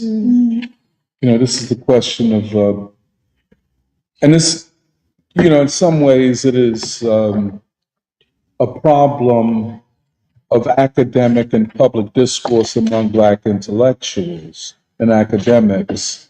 Yeah, where some, like you take an Afrocentrist point of view, they would say that the African in America has made no progress because he has been, quote unquote, decentered. And the only way the Black person will make progress is to return culturally to Africa. And so then here we have the problem of Ellington. I know. Ellington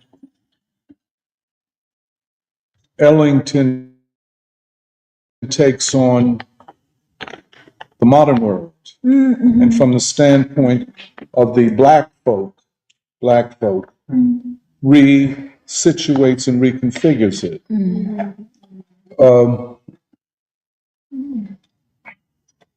I just think the intellectual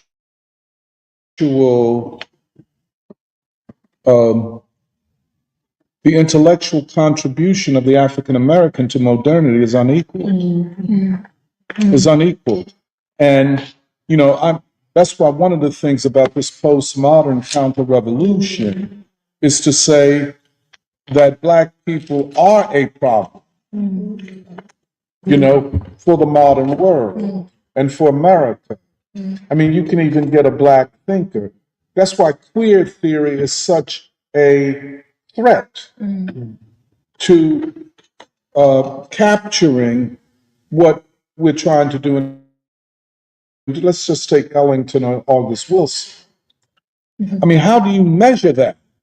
Is this all just a sellout? Is this all just a performance for white people? Well, it doesn't sound like that. If you like to read Ellington's autobiography, you read what Wilson was saying. that Emily was reading. So that's what I would say. You know what I'm saying?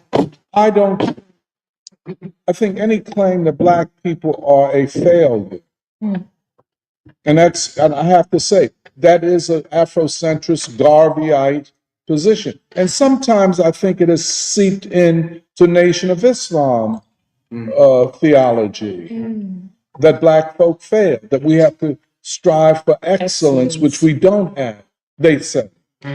But then you look, okay, go ahead. But only that striving for excellence was the thing that got us there. My point. That produced That's it. All of our greats. We don't. There's no question. I agree 300%. And the thing is, it's an ideological task just to capture, recapture, and recognize this. Yeah. I mean, you know. Absolutely. So, yeah, I just shut up. That's what no.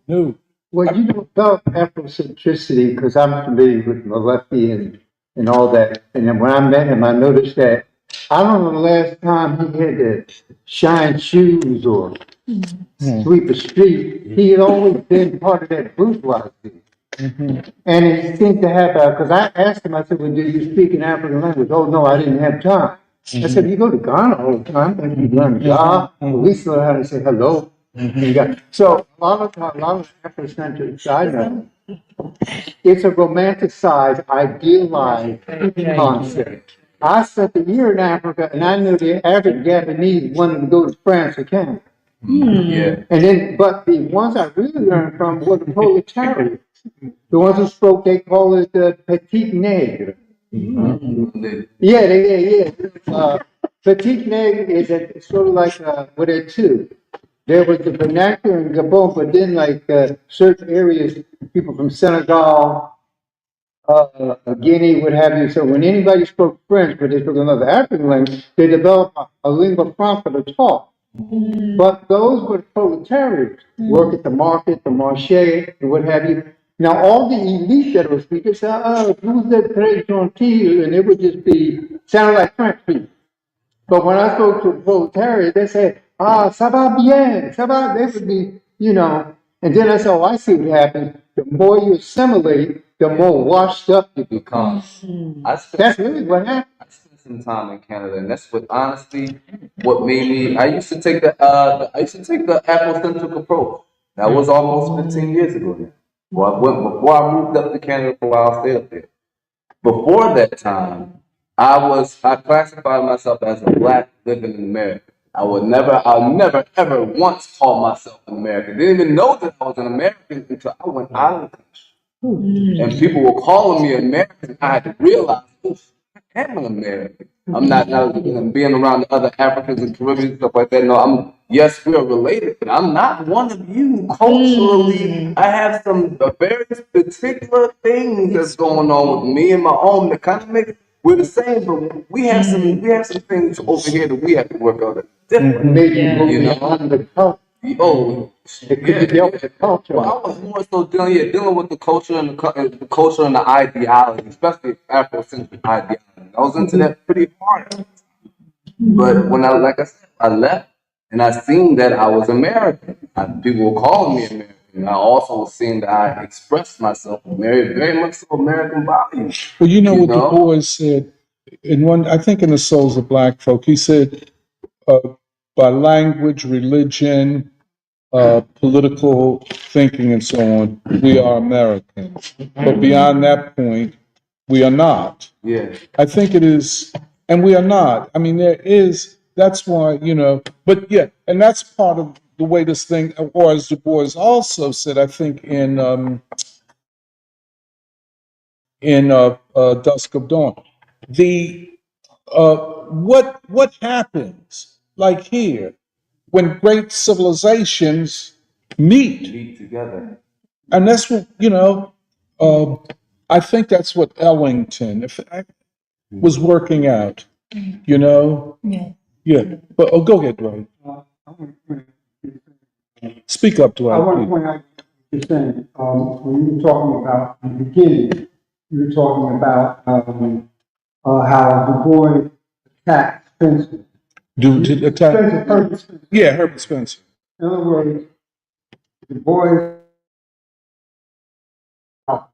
how is not and what was attacking the people because you're black, this is the way you are.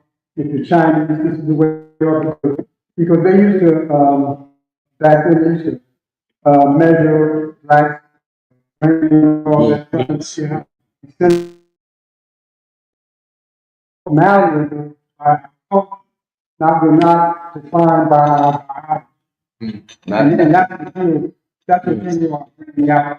And Du Bois was the first one to challenge the white thinking when you talking about what you said by challenge that way the white world thinking. And Spencer comes out of the Darwin. Herbert Spencer's history comes out of Darwinian theory. I just want to say so culture, and also when you think about today's society, that's where we are. When you look around, because like I said, you can be Chinese, but when you come to America, you've been here a long time. You're American. You're American.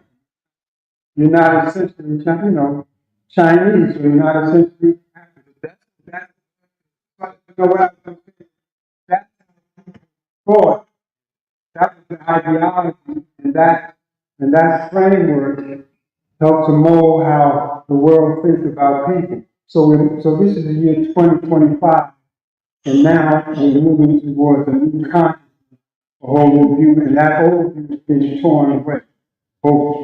Hopefully, it's about us actually assimilating all those values that America has been flaunting for the last hundred something years or so. That's what it really comes down to. Right. I think that the Bois really shows us that you can be assimilated. See, assimilation word, it could be a transitive verb or intrans. I can assimilate you, mean colonize you, or I can assimilate in terms of I can acquire. Bois is a good example of taking all the European knowledge but never became whitewashed. In the sense of his fundamental value was he knew who the oppressor was. This is why when I start reading Du Bois a lot, I notice I have to go into the deep structure. He talks about colonization, and he talks about race, but colonization allows him to be global. They call, like I said, the British colonized India, they colonized Africa, colonized South Africa, they colonized the Caribbean, and I think one of the reasons he was talking to an English people is he knew that the most extreme case of colonization you find in the British and the Dutch, particularly when it came to the African drum. If you read the edicts, you play a drum in the British colony, you talk about lynching.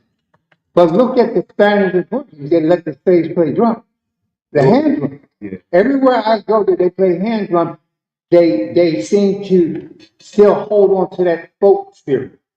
But when you take that drum away, the British and the Dutch knew it. So when Du Bois, I think he knows that if he can get and go in the Anglophone world and get them in order, since they seem to have all the money, then it'll trickle down maybe and go there. And then because the fact that he was open to studying languages, he wasn't learning French to drink tea and crumpets and all that stuff, or German so he could sit and yeah, exactly. No, he knew that the best way to deal with your adversary is to understand how we think. See, when I started learning languages, then I said, let's see why they talk the way they do. What do they really mean when they say so? Yeah, that's true. Yeah, see, you learn to go into the deep structure. Du Bois went into the deep structure. And when it's to language, if your native language is English, you think English.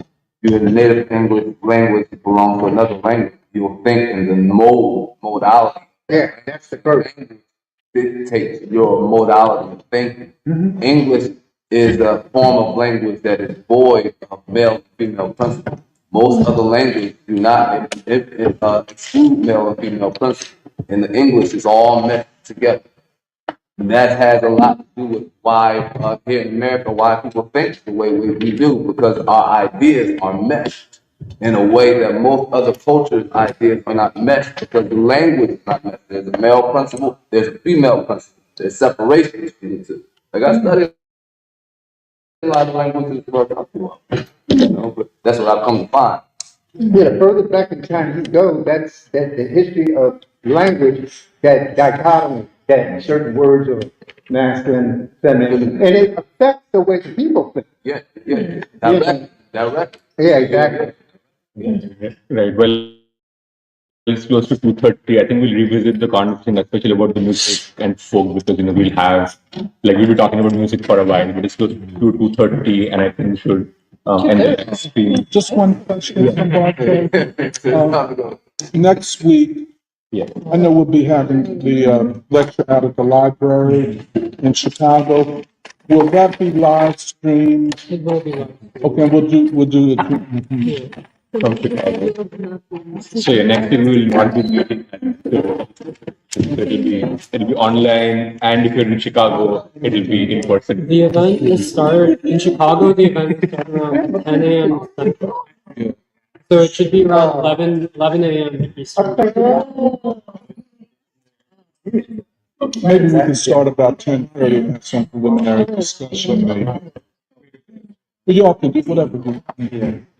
I know people are so accustomed to us starting at 10:30. It starts at, I think they're saying it starts at 11 a.m. At 10. So, yeah, 10. Yeah. All right, thanks everyone. Thank you.